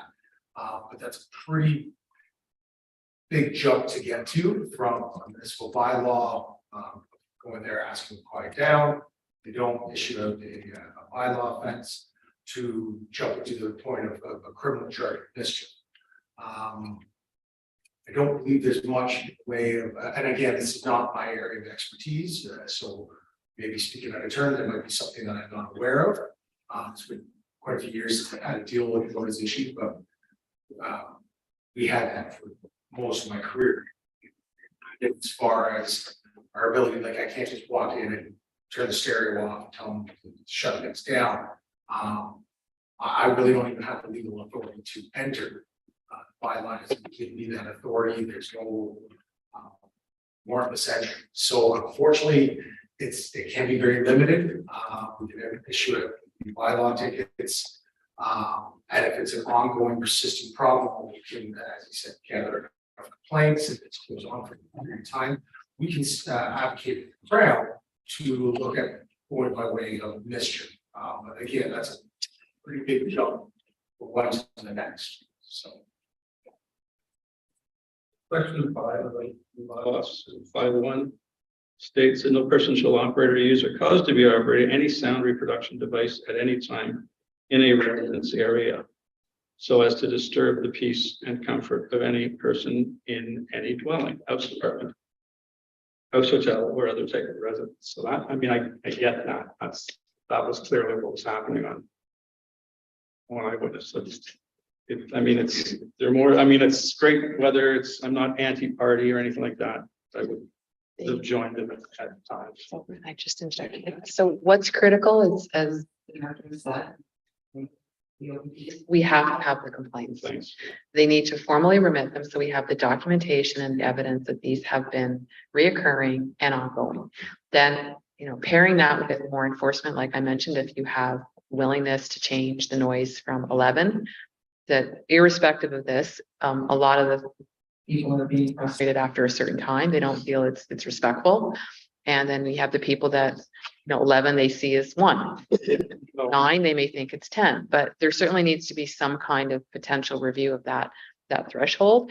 And every single member of the community that has been disrupted by behavior needs to let us know. Good. We've got a second one. We've got a second one. And this was kind of addressed in an email from Denise, parking situation at 604 on Sound Street, which has been a continuing issue since, from what I have been able to do research on 2021. Yeah, I've been sent pictures, and there's been issues in regard to missing parking signs and such have you.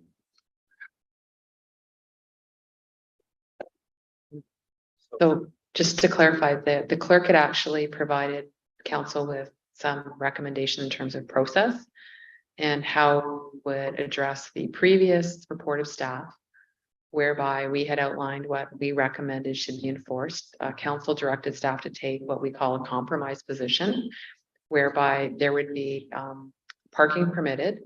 There would be the requirement for 2 elements to be met. And this was last year. There would be two conditions: the condition of an encroachment agreement being signed, and that the appropriate insurance for that be done. Staff at the same time was directed to install no parking signs in a number of locations. I think we installed 6 or up to 8, all of which were removed. Staff installed them; those also disappeared. And as staff has acknowledged through the complaints process, that we continue to face challenges with encroachment and parking on that street. So we advise that potentially any reconsideration of the direction of the council would be through a notice of motion tonight, as you had asked. And then that would come back on September 11th with the direction of council, whether to remain as per last direction or whether you would like to have an amendment to that direction based on the challenges that you are all being faced with through the community. Okay, so just procedurally, then what I would suggest is that yourself or any other member bring a notice of motion at that section in the agenda. Okay.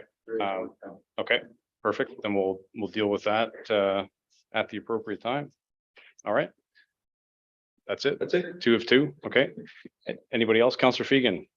This one's actually could have been jumped in on for the noise complaints. I did give Denise and Jennifer some heads up on this one, but I think for education for the public, would it be possible for one of you to give us a rundown of our procedure once a complaint is received? Because we get a lot of people call us up saying they've issued a complaint and they've received a form response from the website. The problem is that the perception is that that complaint may not still have been viewed by an actual physical person. Could we have process reviewed and just or if nothing more than public education? Through your worship, absolutely. We do have a bylaw enforcement policy.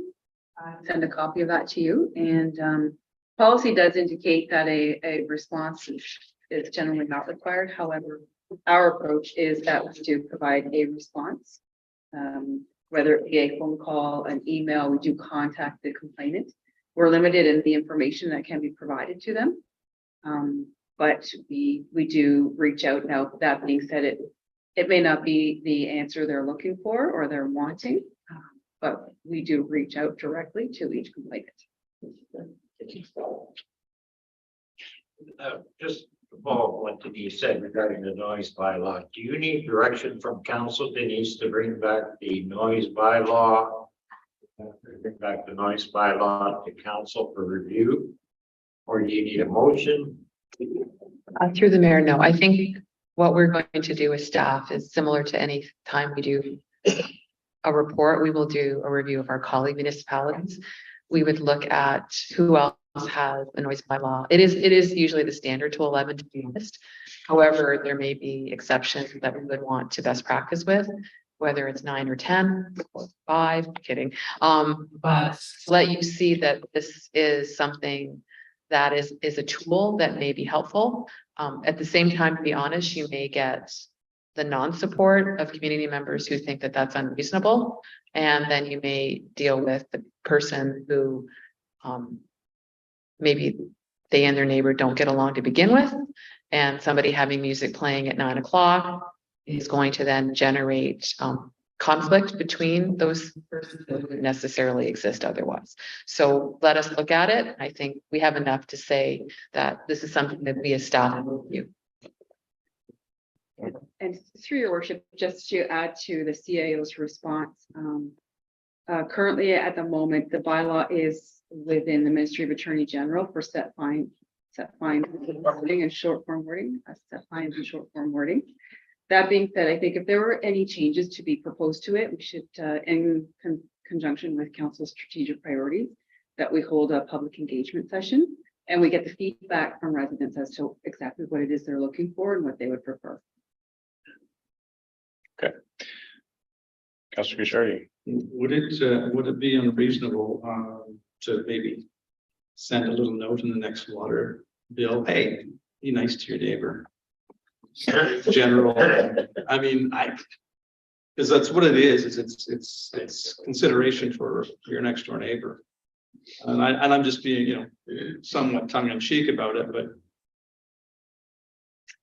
We could definitely consider that. I'm not so certain how often those little notes get read. Big, bold letters. My suggestion is that we actually post something on our social media pages as opposed to sending out a direct mailing. And our We did this in the spring, but we could definitely do it again.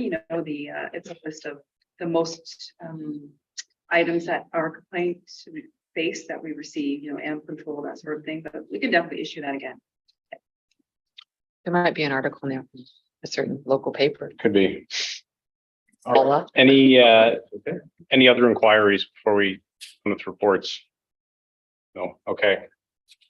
Those of you who are here for reports, thanks for your patience. So the first report we have from our town planner regarding an application for condominium exemption for 301 to 305 Colonel Phillips. Steve, how are you? Sorry about the wait. You have a copy of my report in your agenda package. It's P 2023-15, and it's addressing an application we received for condominium exemption. This is actually the first time we've had this application since I've been working in town for a long time. And we do have representatives of the owners here as well. If you have any questions, so you might comment and take one on screen.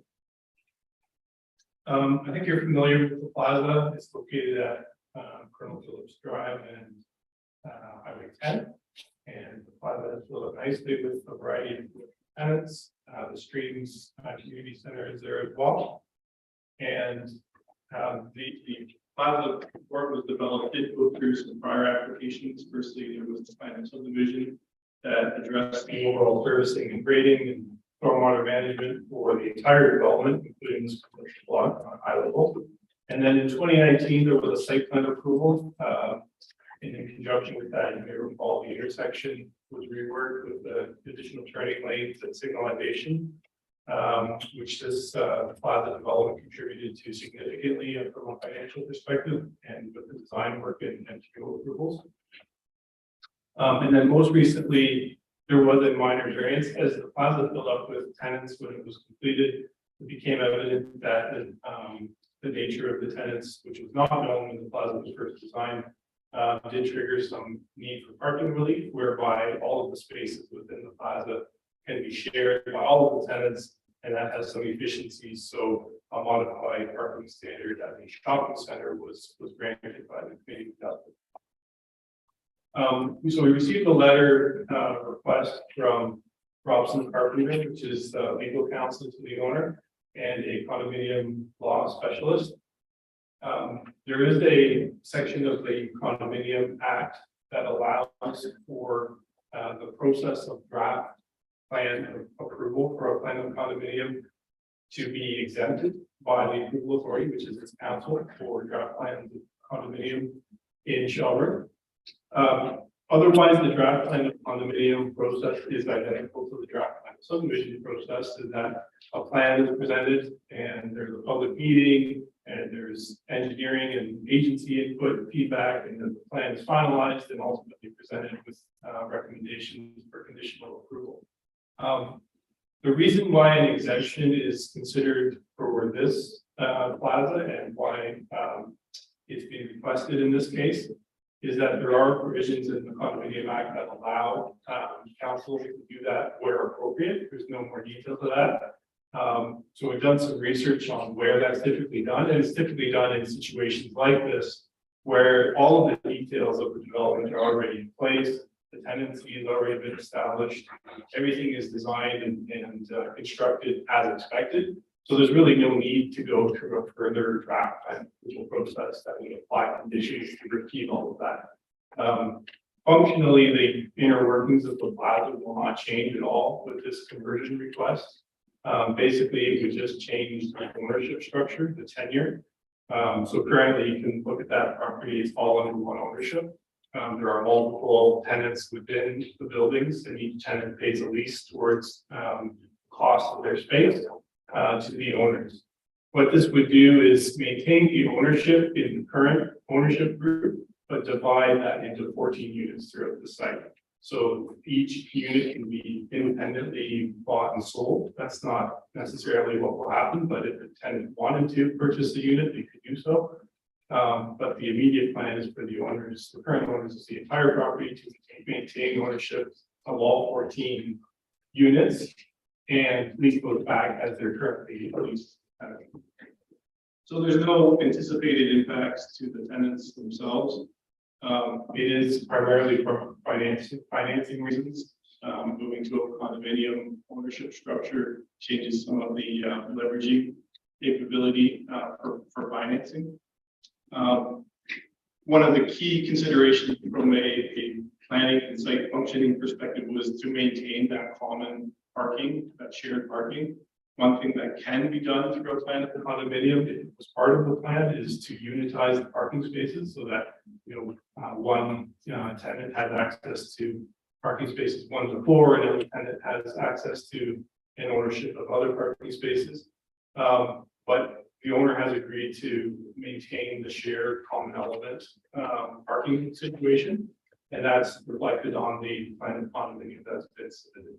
So basically, all of the outdoor common areas of the site would be maintained as common elements that are shared by all tenants, and all the public and tenants will continue to have access to all of that. The only unit that would have some outdoor component that's exclusive to that unit is with the Tim Hortons and its drive-through loading area. Obviously, that's not intended for other vehicles to go through who aren't using the drive-through itself or accessing Tim Hortons. So there is a bit of a process involved even with an exemption, and that's outlined in the lawyer from Robson Carpenter.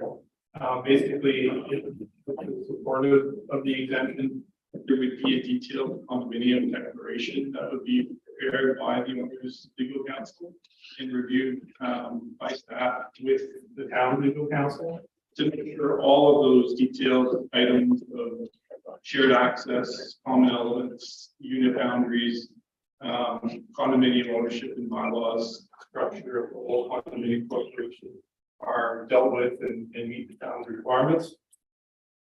So that would be the next step. Once that is acceptable to the town solicitor, that would be submitted to the land registry office along with the condominium plan. And once registered, then the condominium corporation is formed, and that condominium corporation has ongoing responsibility for all of the services and within the platform. Just as it does today, except that one larger owned property, it would be still one ownership, but multiple units within it. So for the public's perspective and any customer or staff person accessing the plaza, there really is no difference. They wouldn't have any impact or be impacted by the fact that the plaza has been converted to a condominium. You'll see a copy of the condominium plan attached to my report, and you'll see where each of the units are located.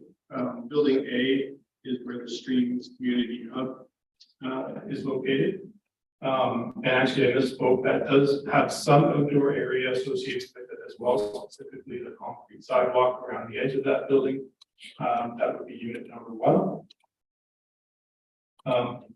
Unit number 2 is the Tim Hortons, and again, that would include both the entire building as well as the waste enclosure areas, the loading space, and the drive-through.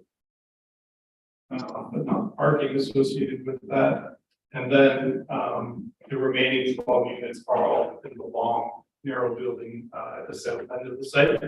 And some of the tenants, at least one of them anyway, does currently occupy more than one unit. That will still continue to be possible with this conversion to a condominium via the lease agreement between the unit owner and the leaseholder.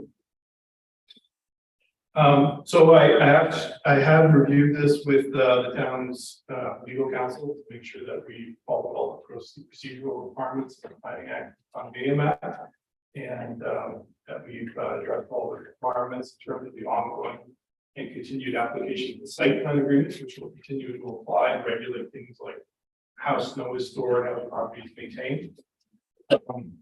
Most of the securities associated with the original site plan agreement have been released. There's a little bit of a maintenance holdback still in place until a couple of months from now. And that's just pending final inspections, but there are no known deficiencies or major issues with the plaza. Everything seems to be working fine, and all of the site work has been completed.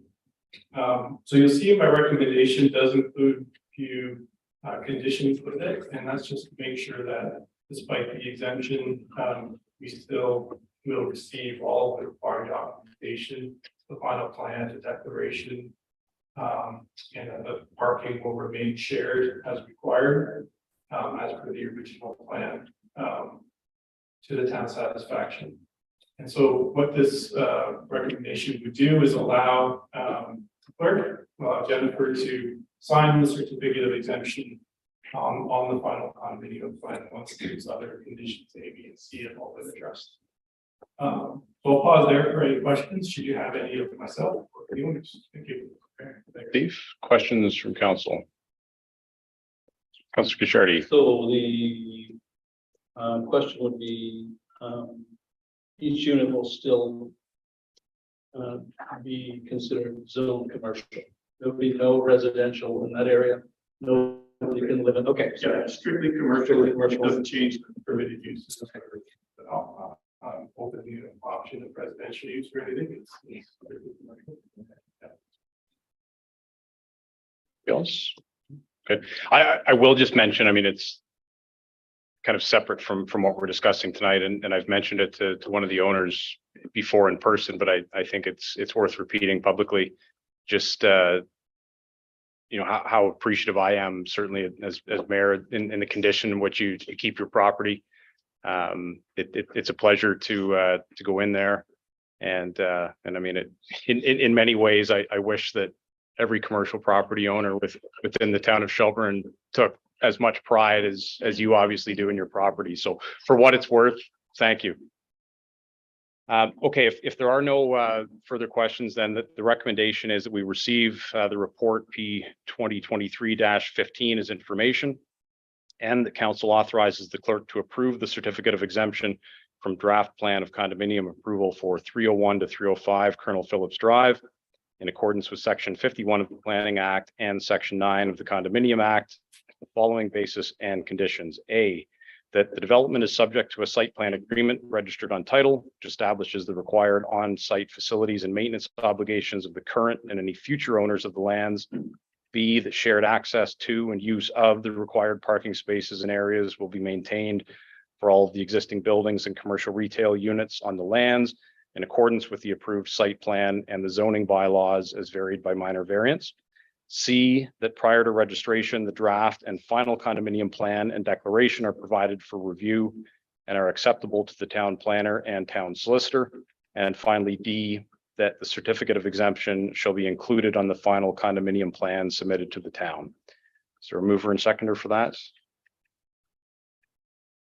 Councillor Fegan, seconded by Deputy Mayor Hall. All in favor? That's carried. All right. Thanks, Steve. Thank you. Okay, the next report is from our Director of Development and Operations regarding our hot mix asphalt resurfacing for 2023. Jim. Your worship. The town utilizes the Ontario Community Infrastructure Fund, which is a formula-based funding to products for repairs and upgrades to our core infrastructure. And this is in accordance with our roads needs study, our town asset management, and our 5-year capital plan. Appendix 1 attached is details of our 2023 RFP, request for proposal for hot mix resurfacing. The RFP document was subject to 9 contractors, 2 met on site for our non-mandatory meeting.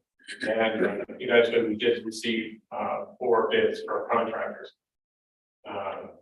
Staff and SBA, our town engineers, are recommending that 4 contractors limited receive the asphalt contract for this year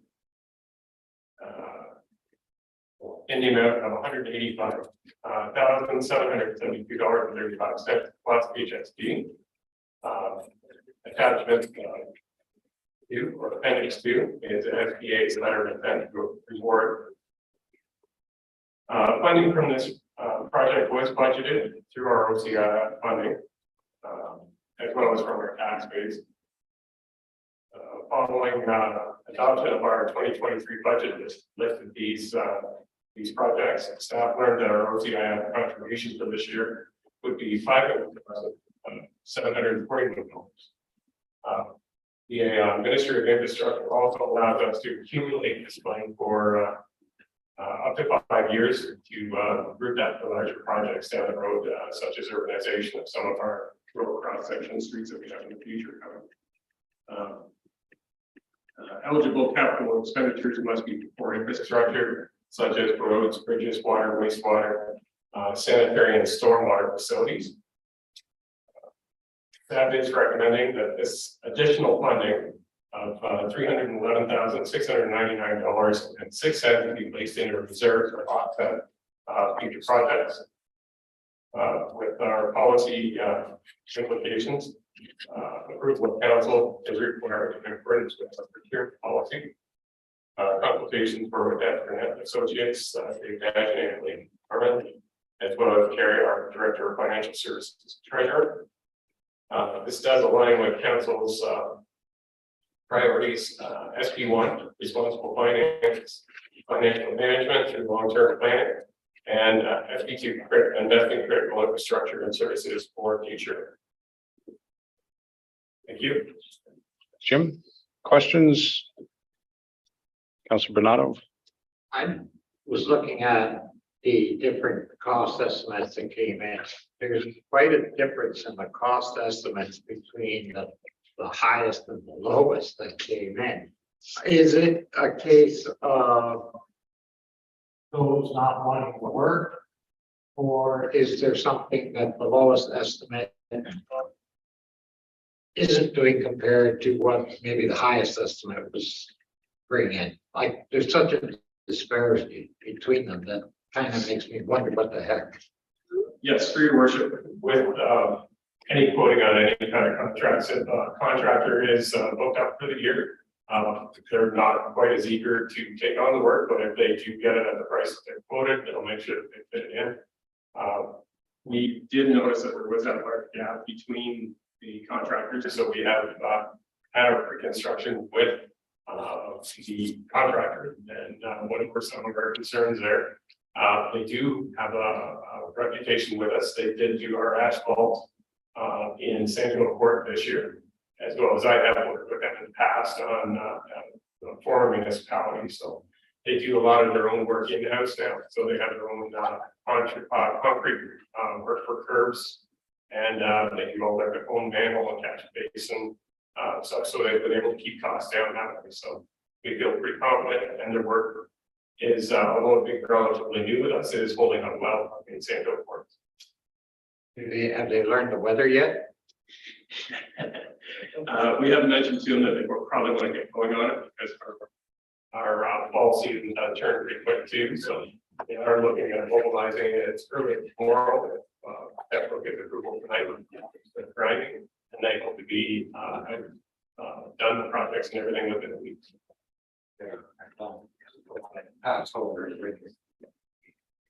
All right, anybody else? Okay, so the recommendation is to receive Jim's report, approve staff's recommendation to award the hot mix asphalt resurfacing contract to Forest Contractors Limited in the amount of $185,772.35 plus HST, and an instruction to staff to place the additional 2023 OSIF funding received in our OSIF capital reserve to be used for larger capital for infrastructure projects within the next 5 years. Moved by Councillor Bernardo, seconded by Councillor Shardy. All in favor? It's carried. All right, next is a report from our Director of Financial Services Treasurer regarding our municipal procurement policy amendment. Okay.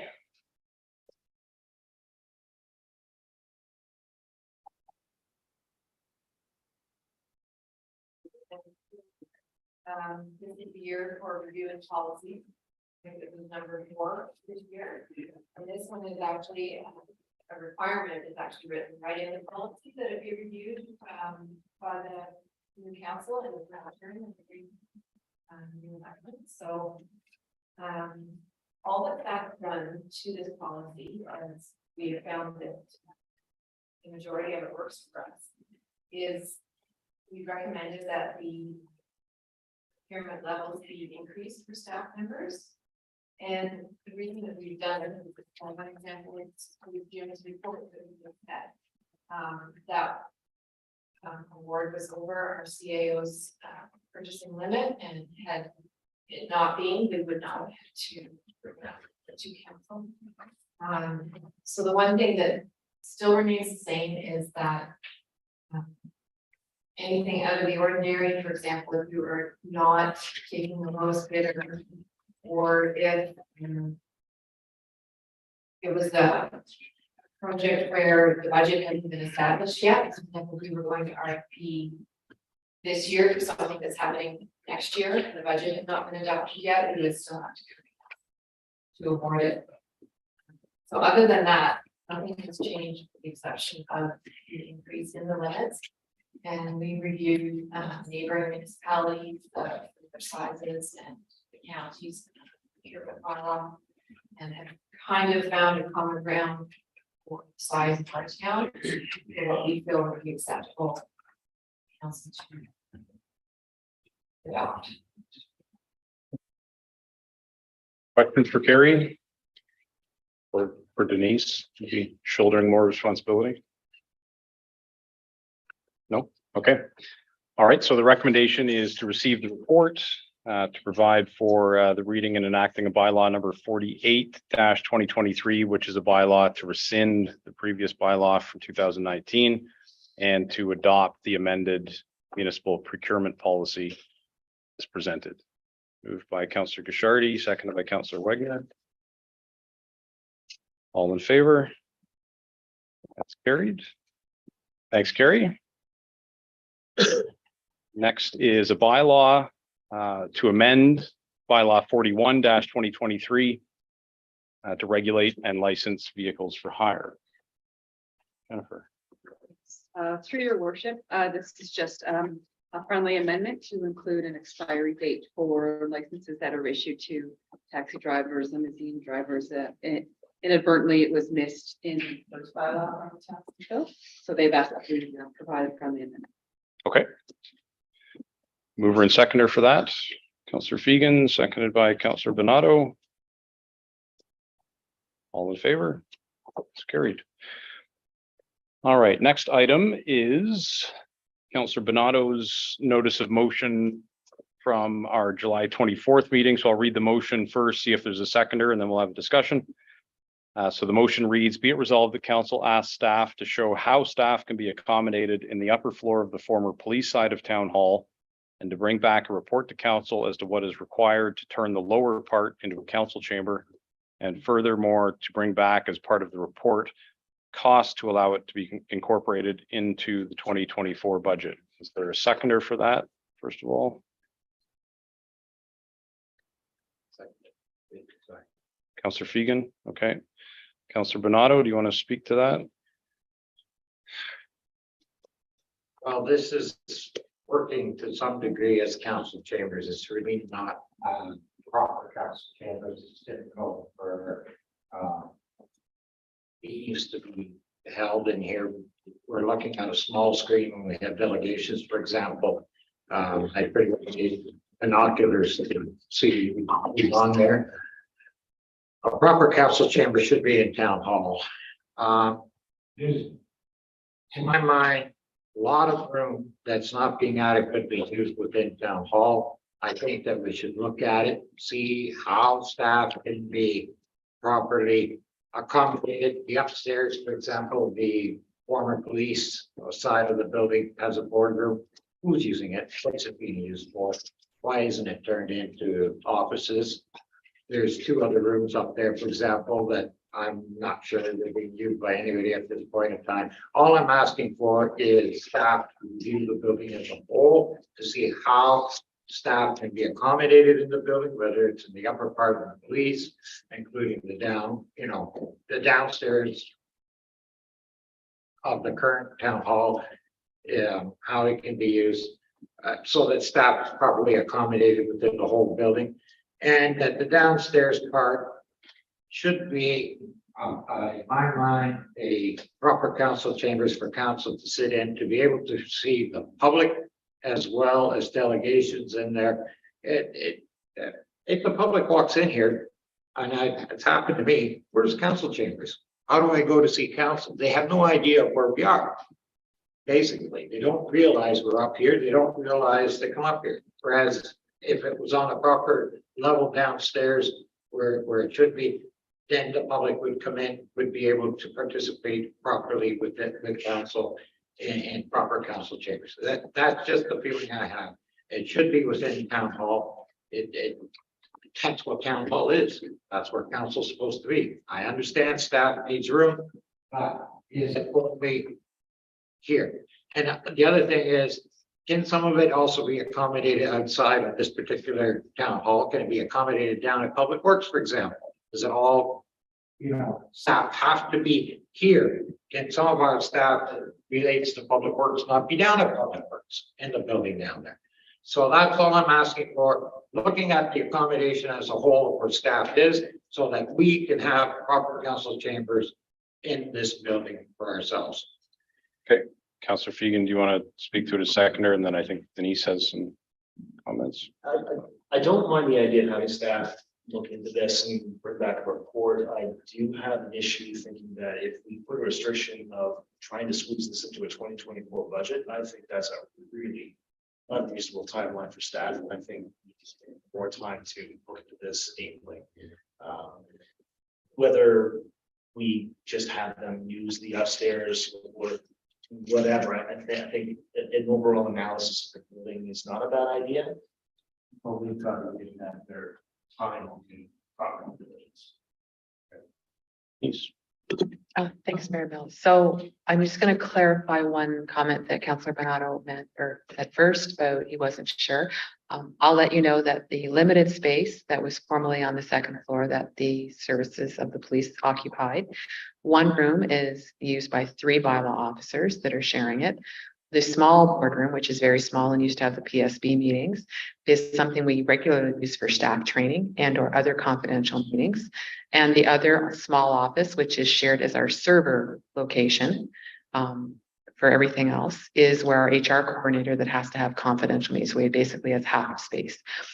Jennifer had done a report when we looked at electronic meetings during the pandemic, and she did clarify that we did space measurements of the space where some of the office staff currently are. It's approximately 700 square feet. And the space that's in here is approximately 500. So we had indicated in that report that there are structural issues with removing any barriers or beams. So the office where Jim is currently located would be non-usable unless you sat in there and watched. We did indicate that the removal of the wall for the Sally port said there would be significant structural costs with that, as well as insulating it to gain marginal space, as potentially using the outside area where you come in, so where the lobby is, walling that off. So we certainly can provide you with an assessment and we can walk through the space. We will also look at the space that could potentially be captured in the existing council chambers by taking out those closets and probably gaining functional area. We have not proceeded with any audio, including, I know, the frustration of this, or technological improvements, because we have applied for a grant for the upgrading of not only the sound in this building, but everything to do with it in Grace Tippling Hall.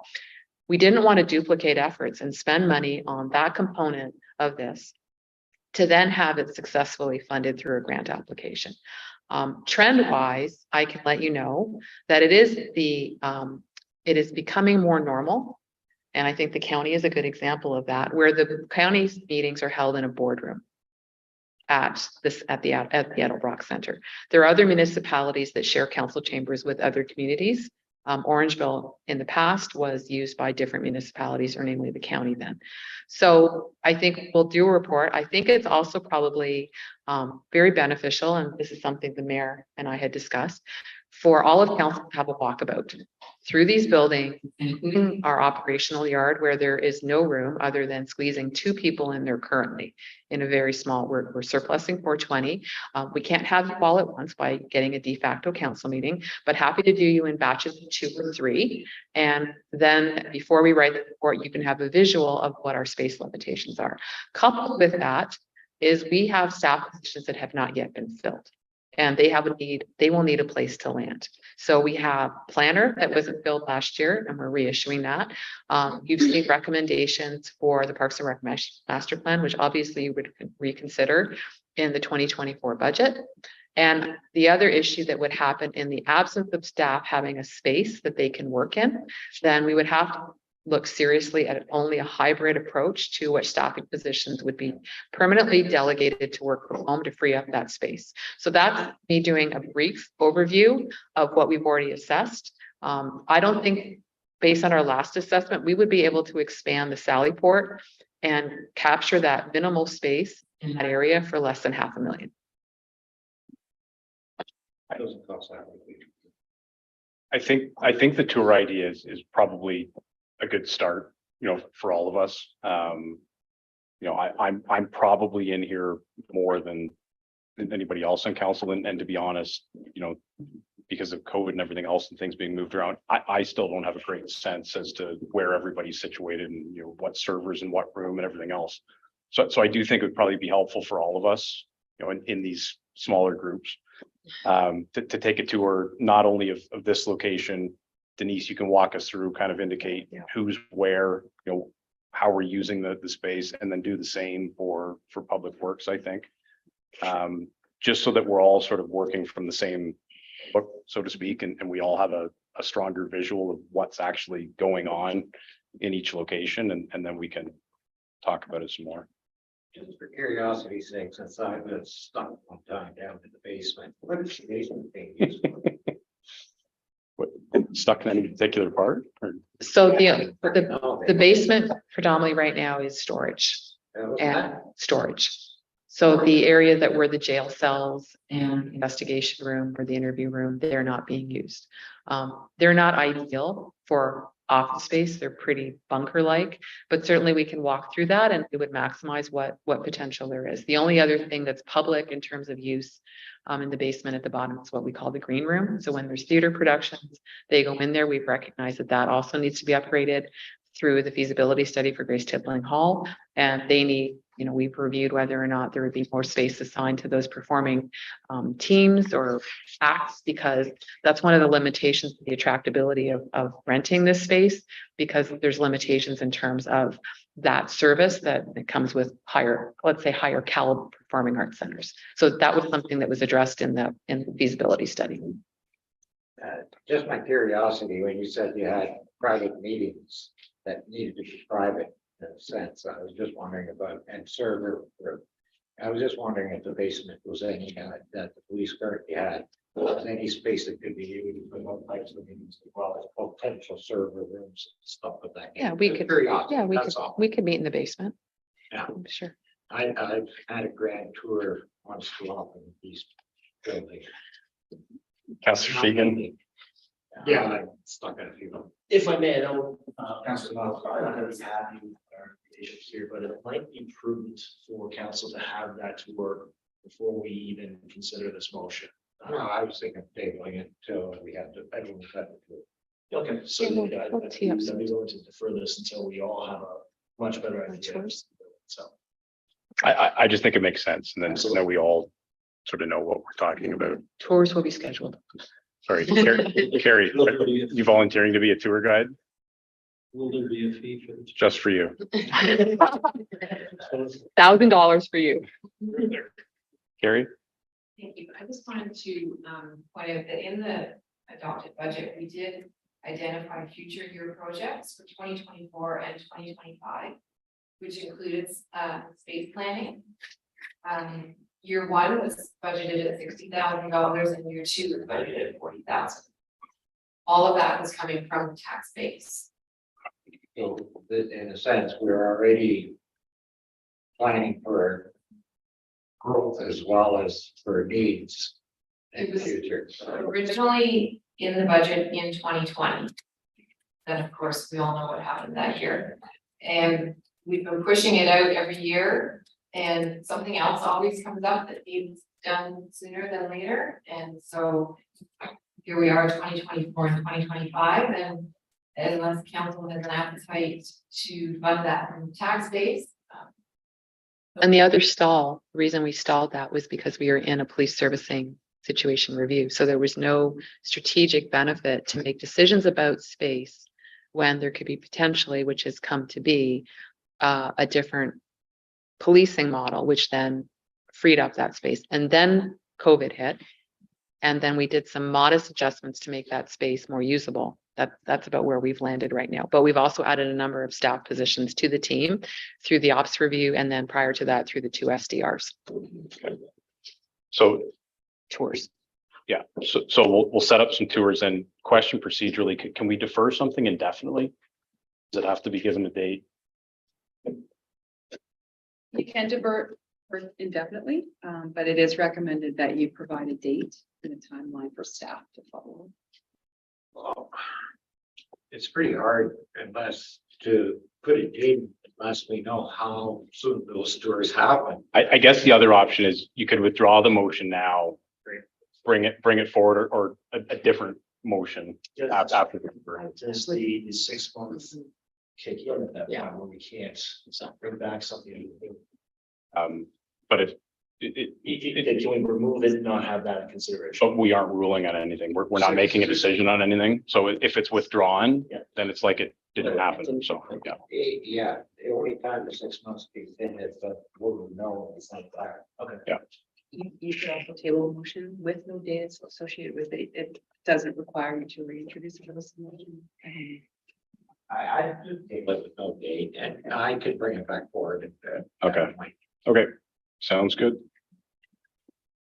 All right. So the last item is a request. You do need a motion to lay it on the table, though. Separate motion. I'll move the motion to lay it on the table. Okay, seconder for that. All right, all in favor? Carried. Thank you, Alice. It's on track. All right, so the last item on the regular agenda portion is a request from Neighbors Community Market, care of Orangeville Food Bank, looking for us to waive some fees for a special event vendor permit. And the total requested waiver, I guess, is the equivalent of $100. Does anybody want to move that motion? Councillor Wagner, seconded by Councillor Gushardi. Any discussion on that? All in favor? It's carried. All right. Notices of motion, and I believe there's at least one. Councillor Fegan. Okay, so in regards to fresh variety, it's had 2 years to come into compliance. So I think it's time that we as council, we move staff more power than we have in the past, so this may be a little rough. It's time. So it reads as follows: be it resolved, the council directs staff to reach out to the property owner of Fresh Variety one last time, requesting that they become compliant with the accommodations of October 18th, 2021 within 1 week. Failure to do so. We then resolved the council directs staff to rescind all accommodations of October 18th, 2021 and request the removal of all items on town property within 1 week. And that staff be directed to remove the encroaching items that are located on town property should the property owner remain non-compliant.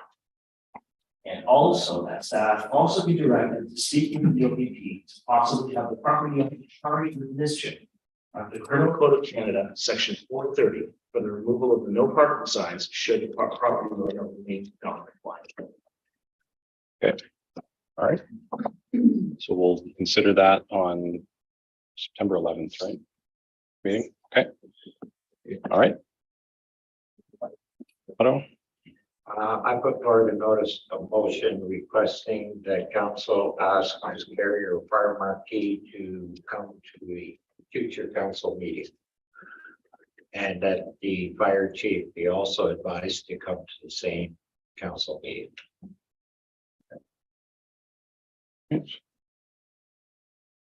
Get that one on September 11th as well. The other notices. Okay. All right, that takes us to communications. I was going to highlight number 8, which was a press release dealing with our delegation to Minister of Infrastructure, and I thought maybe that could just open up a bit more of a general discussion about AMO for those of us who are there.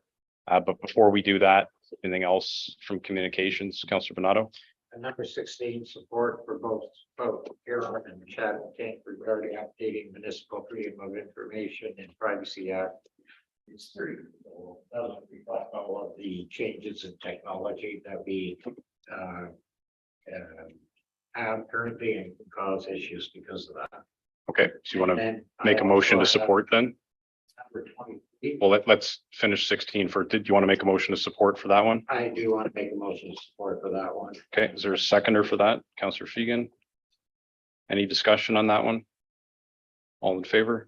It's carried. Okay, sorry. And then next one is, Number 23, motion to indicate that our government needs more funding for smaller than 50,000 up and to meet the needs of more housing in Ontario in regard and also in regards to the need for the infrastructure to allow for more housing to happen, which relates back to yours. I was going to say it's a nice segue. Yeah. Okay. Yeah, so number 8 is the media release that was released after the delegation. So as I think many of you know who have been part of delegations, they literally are 15-minute quick in and out meetings. They limit the number of participants. So at this particular delegation with Minister Surma, it was the deputy mayor, myself, our CAO, and our contract engineer, Steve Burnett. And essentially we made the pitch for some provincial infrastructure funding for our wastewater treatment plant. The long and the short of it essentially was that, you know, we presented ourselves as a town that has a demonstrated track record of being able to grow and grow effectively. That with sort of the current development queue that's lined up, you know, we can meet our growth targets, which are set for 2051 in a much shorter time frame, you know, realistically, probably within 5 to 10 years. But that in order to do that, we're going to require some funding from the province to provide the servicing to accommodate that growth. And the argument we made, I think successfully, was that, you know, we're willing to grow, but we're not willing to pay for the servicing for that growth on the backs of our existing tax base. And I made the point to the minister that, you know, their housing crisis is not going to be solved exclusively in communities that are over 50,000. That small towns like Shelburne have a big role to play in that. But again, you know, we can't do that alone. We need our provincial partners there at the table with funding dollars. And then Councillor Hall added, I think, quite effectively that this servicing doesn't only impact residential growth, but also manufacturing and employment to a large degree. You know, we are sort of a community that can offer benefits both on the residential side as well as the employment side, if they're willing to provide the funding support that we need to get the servicing there that's required. The end of the delegation, I mean, that we didn't come home with a check. Realistically, none of us expected to. But I think the minister heard what we were saying. Certainly, I mean, that was my read, and perhaps more importantly, her senior staff that was there, I think, got the message we were trying to convey. So time will tell. The only comment I'll make is that the premier did not put out, in my mind, enough money for those under 50,000. It's an amount that if you spread it over all the small communities that will be at the table asking for that money, it won't go far. It'll be little bits for every little community. And that's my only worry, that there isn't enough there. So that's why I think we need to support number 23 and in way of a motion, because there needs to be more money. Not only, it's great that he's got 21 municipalities, strong mayor power, here's all the money under the world for you to grow, and forgets about the rest of the small communities that are in Ontario that are growing. And like Shelburne, for example, being the classic, really good example, but that need the infrastructure money as well as those big cities over 50,000 to grow. So we need to send maybe a strong message to the premier and get other municipalities on board that are under 50,000. I know the minister form. So again, we need to get all of these communities on board with us saying, premier, great, supporting the big as well. Sure. So through Mayor Mills, I think what you're going to see is most of the professional organizations doing a deeper dive on this. So at a, at a very high level, it's staff's understanding that this fund will not offset the amount of money that collectively all municipalities would have been eligible through the DC program. There were examples given of municipalities that probably would have made in DC's tenfold. The other issue, which is been commented on in a number of articles already, is what's happened with the creation of this fund, and Councillor Wegner had actually made this comment during the AMO presentation, is that there's been a transfer of what was a developer responsibility for growth pays for growth to now a tax supported provincially subsidy. So it's not really resolving the problem. It's simply, so we haven't even tried to estimate up to 10% what we would be entitled to. As the mayor said, we did summarize in our delegation that our estimate of our DC shortfall all in was about $10 million based on the just under 2,000 residential homes, including the long-term care beds that had been listed in that summary of what was in the docket. So we also indicated that our resources are limited from a debt capacity. It's actually non-existent. And that the only other source of revenues for us would be to look at front-end agreements or capital surcharges, which is like a local improvement charge on every home that's built. So we have some work to do, but understanding what our eligibility would be in the 10% and how short we would continue to remain even with that eligibility potentially is something that's critical and the affordability of this project going forward. Anybody else want to add anything generally from AMO? Denise said mine. Okay. Yeah. The only other part I'll add, so I on the Monday in particular, I think it was 7 delegations I had that day between county and Western Wardens. So it was a busy day, obviously, but I think it was productive. So through the county, we met with the OMAFRA Minister Thompson, again stressing the importance of preserving agricultural land within Dufferin County, obviously, but by extension throughout Ontario, and suggesting rather firmly that the housing crisis, shouldn't be solved by disrupting our prime agricultural land. Western Wardens, we had a number of delegations. We met with all of the opposition parties, as well as the one independent MPP. And then we had a couple of minister delegations as well. Minister Clark did meet with Western Wardens for a 45-minute delegation. That was sort of a longer one. And we tried to highlight the 3 main themes that Western Wardens have from our priorities this year.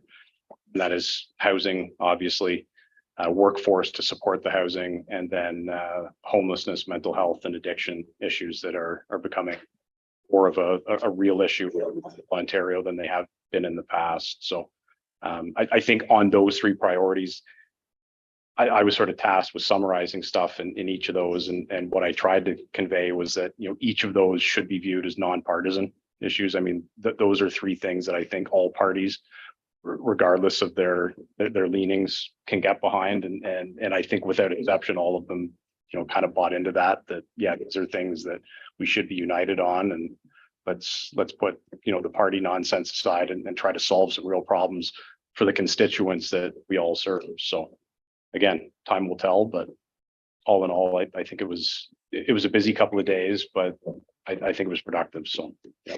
One thing I will comment is I noticed in past conferences I've seen some of the federal ministers attending. this is one where I saw very little of our federal government attending at all. And without their partnership, along with the province, it's going to be very difficult, especially talking about the homeless, the housing issues. Do we need the federal to be partners as well? And again, cut the nonsense between parties and everybody working together to solve the issue. And the one thing I think all of us that were down at AMO can say about the homeless is London. If you want to see homeless, just walk the streets of London. It is horrible. And that is now something that will start to grow into the smaller communities at a faster rate, not just the big cities, because the issue of the way the economy is going to force a lot more mental stress on people, along with homelessness in the future. That is going to be something that needs to be solved in some form or way. So we need not only the province to be with us, we need the federal government to be with us as well in supporting us. And they seem to forget that we are the ones that are the closest to the ground, listening to the people in our community about the issues that our people are having to deal with. They forget that completely. I just have a motion then to receive the remaining items under correspondence for information.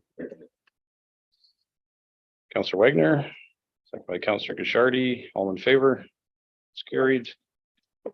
Motion for our confirming bylaw. Councillor Bernardo, seconded by Councillor Fegan. And a motion to adjourn. Okay, Deputy Mayor Hall, seconded by